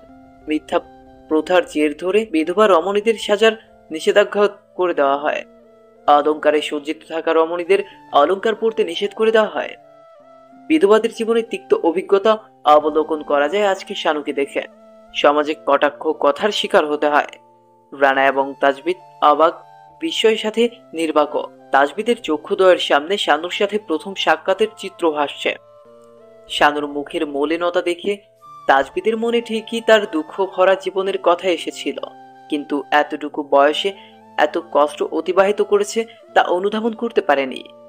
তাজবিদ গলবন্ধনী সুরে বলল, কেন আমি প্রাইভেটের ব্যবস্থা করে দিব, কিন্তু থাকা। তুমি চাইলে আমাদের বাসায় থাকতে পারো, আমি দাদার সাথে কথা বলবো। তোমার বাসায় কে কে আছে? রানার মুখ নিঃসৃত কথায় শানু চোখ তুলে তাকায়। অভিমানের ওই চোখে রানা আকাশ সমান অভিমান দেখতে পায়। ওই চোখ যেন রানাকে বলছে, শুনবো না আপনার কথা, যাবো না আপনার বাড়ি। শানু দৃষ্টি নত করে ভাঙা কণ্ঠে বলে, দিনমজুর বড় ভাইয়ের আর মায়ের সমান ভাবি, যিনি আমাকে মেয়ে নয় সারা জীবন বোঝা মনে করে এসেছেন। আমি বাড়ি ছেড়ে চলে এসেছি। অত বড় বাড়িতে আমার জন্য ঘর নয়, কবর খোঁড়া আছে। শানুর হাতের কালছিটের দাগ রানার নজর এড়ায়নি।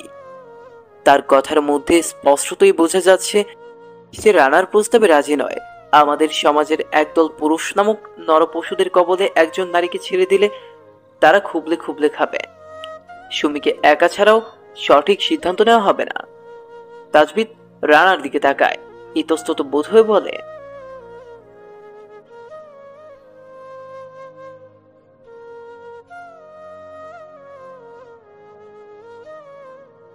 রানার পক্ষে কোনো প্রত্যুত্তর নেই। তবে সম্মুখে দাঁড়িয়ে থাকা মেয়েটির জন্য অন্তরের এক কোণে পোড়াচ্ছে।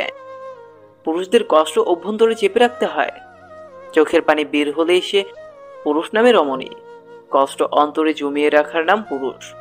রানার চোখ মুখের রং পরিবর্তন হয়ে আসে। নিজেকে শক্ত করে বলে, আমার বাড়িতে তেমন সমস্যা ছিল না, যেহেতু মেয়েটি চাইছে না তাই জোর করব না। গ্রামের মানুষদের আমি সামলে নিব। তুমি আজ ওকে বাইরে নিয়ে যাও, কাজের সন্ধান পেলে আমাকে জানাবা। শানু কৃতজ্ঞতার দৃষ্টিতে রানার দিকে দৃষ্টিপাত করে তাজবিদের সাথে রওনা হয় তাদের বাড়ির পথে। বাড়ির এক পাশে মাটির উনুনে রান্না করছেন তহুরা বেগম।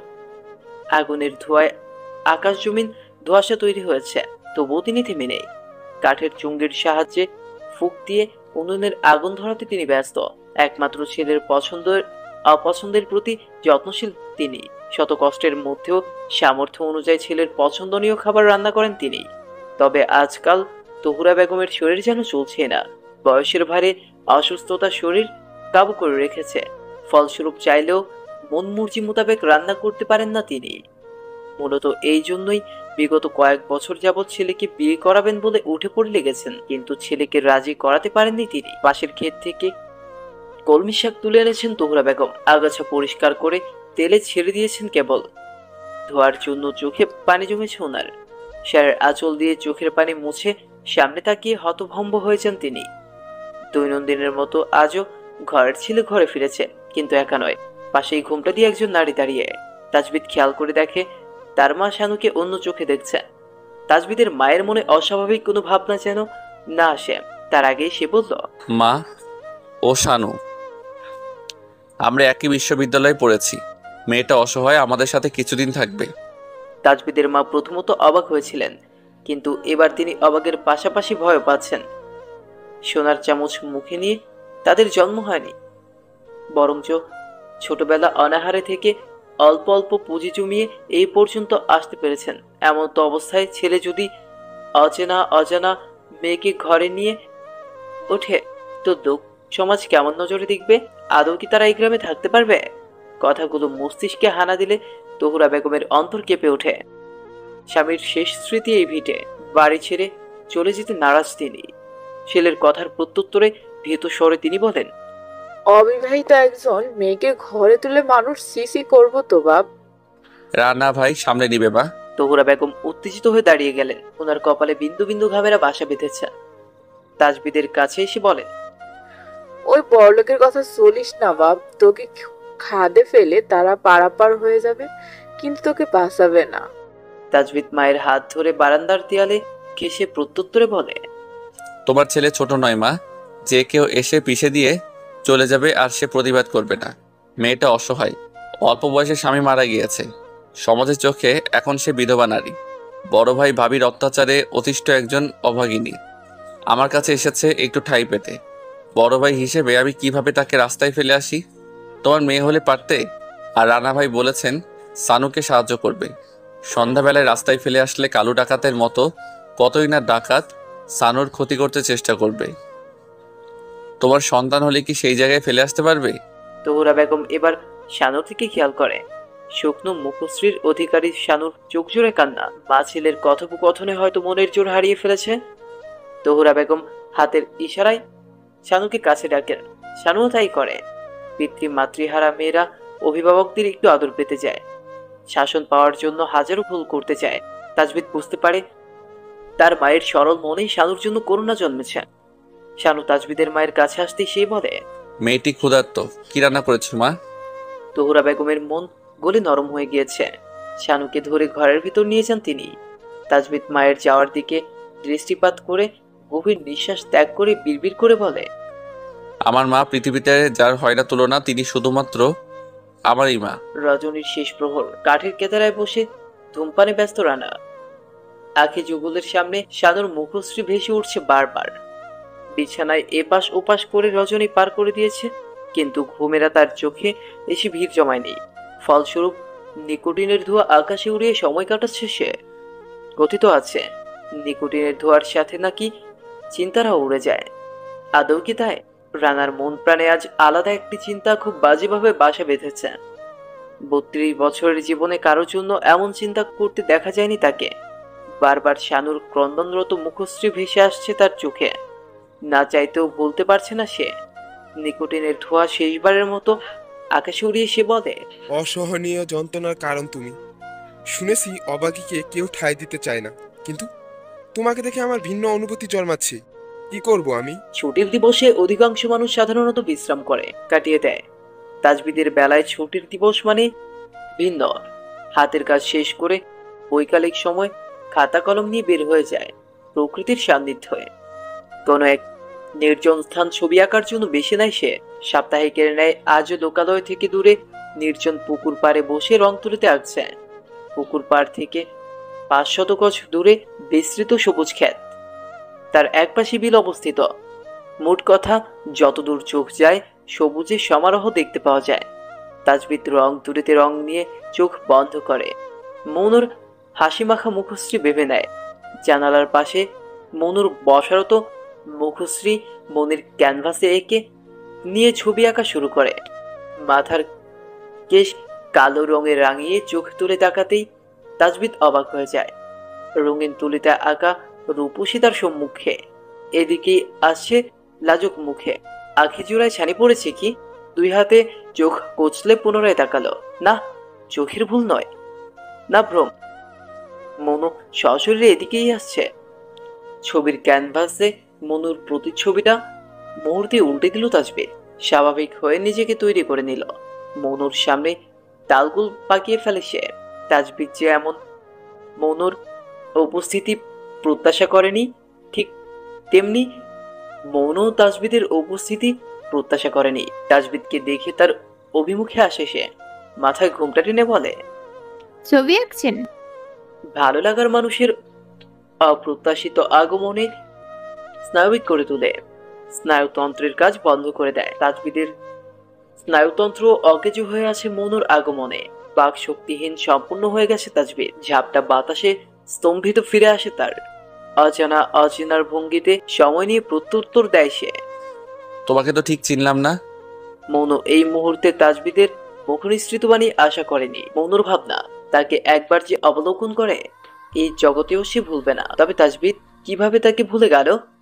এই তো কিছুদিন পূর্বেই না তাদের অল্প সময় কথা হয়েছিল।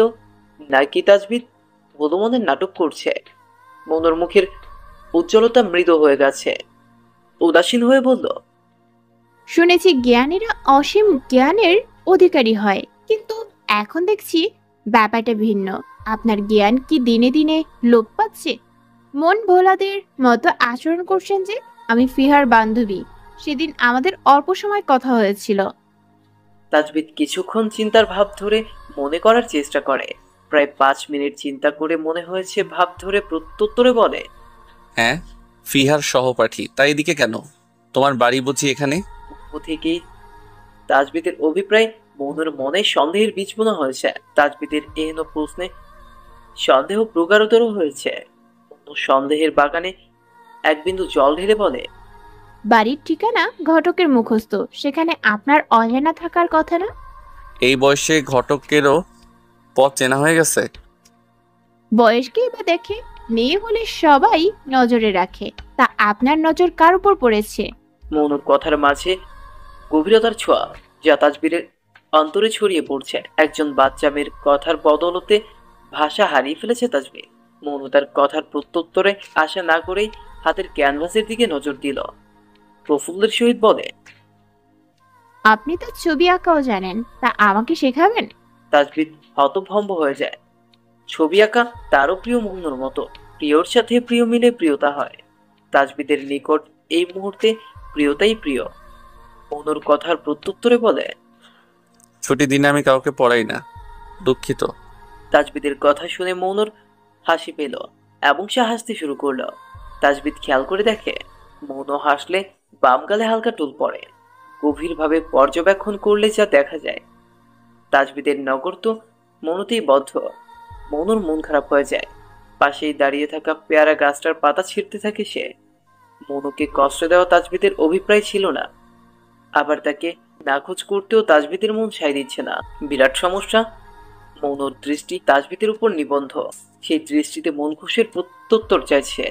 তা তাজবিদ অবলোকন করে, পূর্ণ মুখশ্রীতে মলিনতার আভাস এনে বলে, ও আমার মনোবাসনা তবে অপূর্ণই রবে। তাজবিদ পরিশেষে স্বার্থপরের মতো একটা সিদ্ধান্ত নেয়। মনের উদ্দেশ্যে বলে, শুধু তোমার জন্য ছুটির দিবসকে সুখের দিবস করতে রাজি। ও মা, কি বললেন? আবেগের বশে তাজবিদের মুখনিসৃত বাণী সারা জীবনের জন্য মনুর জীবনে মনুতান্তে যথেষ্ট। নিজেকে কিছুটা সংশোধন করে বলে, আমি বলতে চাইছি মানুষকে কষ্ট দেওয়া নাকি মসজিদ ভাঙার সমান। ইচ্ছে করে এই কাজটা আমি করতে চাই না। প্রতি শুক্রবার এখানে ছবি আঁকতে আসবো, তুমি চাইলে রং তুলি হাতে চলে আসতে পারো। সত্যি মিথ্যা বলছেন না তো? আপনি জানেন আমার ছবি আঁকার সব আছে, ছোটবেলায় বড় মামা এনে দিয়েছিল, কিন্তু বাবা এসব পছন্দ করতেন না, তাই লুকিয়ে রেখেছিলেন। তবে আমি জানি সেগুলো কোথায় আছে। আমাকে প্রথম না ঘোড়া আঁকা শিখাবেন, হ্যাঁ? তারপর চোখ, তারপর মুখ, তারপর অন্তর। আর কারো অন্তরের গভীরতা পড়তে পেরেছো? আনন্দময় মুহূর্তে মানুষ বাক বোধ সব হারিয়ে ফেলে। ময়ূরের মতো বেগম মিলে নাচতে ইচ্ছে করে। কিছু কিছু মানুষ তো আনন্দ ব্যক্ত করে গান গিয়ে। মনুর বেলায় ব্যাপারখানা একটু ভিন্ন। তাজবিদ খেয়াল করে, আনন্দের সময় মনুর বাচ্চা সুলভ আচরণ, রানীর মতো গায়ে না ঘেঁষে চাঞ্চল্য রূপে মনের কথা ব্যক্ত করছে সে। রানীর সাথে মনুকে তুলনা করলে তাজবিদের নিকট নদীর এই কুল ওই কুল মনে হয়, যার এক কুলে পবিত্রতা, আরেক কুলে দাম্ভিকতা। মনুর নিকট তাজবিদের কথার সারমর্ম বুঝে আসে না। খোদা মনে সে প্রশ্ন করে, আজ কার ছবি এঁকেছেন? তাজবিদ ওর কথায় মুচকে হাসে। পুকুরের পানিতে লাল রঙের ছিটা দিয়ে বলে, একজন অঙ্গনার। ওর মনে আফসোসের ধ্বনি বাজছে। কিছুটা হিংসাত্মক হয়ে না চাইতেও একটা কথাই আসছে। দুজনের মধ্যে পিংপতন নীরবতা, শুধুমাত্র শ্বাস প্রশ্বাসের আওয়াজ শোনা যাচ্ছে। তাজবিদ মনুর থেকে নজর সরিয়ে ছবির ক্যানভাসে মনোযোগ আনতে চেষ্টা করে, তবে আফসোস মৌন নামক অঙ্গনা রূপের ঝলকে সব ওলটপালট হয়ে যাচ্ছে। বারবারই নির্লজ্জ চোখ জোড়া মৌনতে নিবদ্ধ হচ্ছে। তাজবিদের চোখ জোড়াদের বলতে ইচ্ছে করছে, কি চাইছো তোমরা? রানীর মতো লাজ শরম বলে তাকিয়ে থাকতে? চোখের কথা চোখকে প্রকাশে আর বলা হলো না। রং তুলিতে রং মেখে ক্যাম্পাসে বেদে ফুলের প্রতিচ্ছবি আঁকার চেষ্টা করে। মৌন মনোযোগ সহকারে তাজবিদের হাত ঘোরানো দেখছে। একজন মানুষের এত গুণ দেখে সে অবাক হচ্ছে বটে। সময় ও স্রোত কারো জন্য অপেক্ষা করে না। তাজবিদ এবং মৌন দীর্ঘ সময়ের সাক্ষাৎ, দুজনের মনে অনুরক্তির অনুভূতি জন্মেছে তাদের গোপনীয় অন্তরে, কিন্তু কেউ প্রকাশ করছে না। তাজবিদ ছবি আঁকা শেষ করে পুকুরে তুলি ভিজায়। মৌন তখনও দাঁড়িয়ে নির্জীব সুরে কিছু বলতে চাইছে, তবে কোথাও যেন জড়তা কাজ করছে। তাজবিদ মৌনর মোর কথা অনুধাবন করতে পেরে প্রশ্ন করে, কিছু বলবে? হ্যাঁ বোধক ইশারা করেও না বোধক ইশারায় মাথা নাড়ায় মৌন। তাগাদার স্বরে প্রত্যুত্তরে বলে, সত্যি কি আসবেন? না আসলে বুঝি খুশি হবে? মৌন লাজ মুখে মাথা না বোধক ইশারা করে বলে, আজ আসি। মৌন আশপাশে ভালোভাবে পর্যবেক্ষণ করে প্রস্থান গ্রহণ করে। এত সময় যাবৎ তাজবিদের অন্তর্সে ঢিপ ঢিপ আওয়াজ করছিল। মৌন তার আশেপাশে থাকলেই এইরূপ দেখা দেয়। তাজবিদের মনে হচ্ছে মৌন কিছু বলতে চায়, কিন্তু কি? অনেক সময় ভেবে চিনতে তার চোখ জোড়া চিকচিক করে ওঠে। মুচকি হেসে বলে, খুব শীঘ্রই আমার অসুখে আক্রান্ত হতে চলেছ প্রিয় অঙ্গনা। রাতের আহার লাভের পর জহিরুল ইসলাম স্ত্রীর নিকটে বসেন। আজ 5 বছর যাবৎ মনোরমা মনিরা বিছানায় শায়িত। প্যারালাইসিস রোগে আক্রান্ত তিনি। 5 বছর আগে মস্তিষ্কে রক্তক্ষরণে হাসপাতালে ভর্তি করা হয়। সেই যাত্রায় বেঁচে গেলেও শরীরে বাসা বাঁধে প্যারালাইসিস বা পক্ষাঘাত। পক্ষাঘাত বা প্যারালাইসিসের কারণ মস্তিষ্কের স্ট্রোক। মস্তিষ্কের রক্তনালীর রক্ত চলাচল ব্যাঘাতের কারণে এই রোগ হয়। হঠাৎ করে মস্তিষ্কের কোনো অংশ ক্ষতিগ্রস্ত হলে বা রক্ত সরবরাহ বন্ধ হয়ে গেলে একদিকের অঙ্গগুলো কাজ করা বন্ধ করে দেয়। একেই বলে পক্ষাঘাত। অনেক সময় কম তীব্র স্ট্রোকের কারণে শরীরের এক পাশে আংশিক পক্ষাঘাত দেখা দেয়। স্ট্রোক হলে আক্রান্ত ব্যক্তি স্বাভাবিক চলন ক্ষমতা হারিয়ে ফেলে। বিশ্বে প্রতি 6 সেকেন্ডে একজন স্ট্রোকে মারা যান। মস্তিষ্কের ভিন্ন ভিন্ন জায়গা শরীরের ভিন্ন ভিন্ন কাজের জন্য নির্দিষ্ট থাকে। তাই মস্তিষ্কের কোথায় কতটুকু আক্রান্ত হয়েছে তার উপর নির্ভর করে স্ট্রোকের উপসর্গ। স্ট্রোকের পর শরীরের এক পাশ অথবা অনেক সময় 2 পাশই অবশ হয়ে যায়। মাংসপেশির টোন বা স্থিতিস্থাপকতা প্রাথমিক পর্যায়ে কমে যায়, পরে আস্তে আস্তে টোন বাড়তে থাকে। অথবা হাত পায়ের মাংসপেশি দুর্বল ও নরম হয়ে যায়। হাত পায়ে ব্যথা থাকতে পারে, নড়াচড়া সম্পূর্ণ বা আংশিক কমে যেতে পারে। মাংসপেশি শুকিয়ে অথবা শক্ত হয়ে যেতে পারে। কথা বলা বা খাবার খেতেও সমস্যা। হাই বন্ধুরা, গল্পটা কেমন লাগলো অবশ্যই কমেন্ট করে জানাবেন। আর যারা এখনো চ্যানেলটিকে সাবস্ক্রাইব করেনি তারা অবশ্যই চ্যানেলটি সাবস্ক্রাইব করে রাখুন।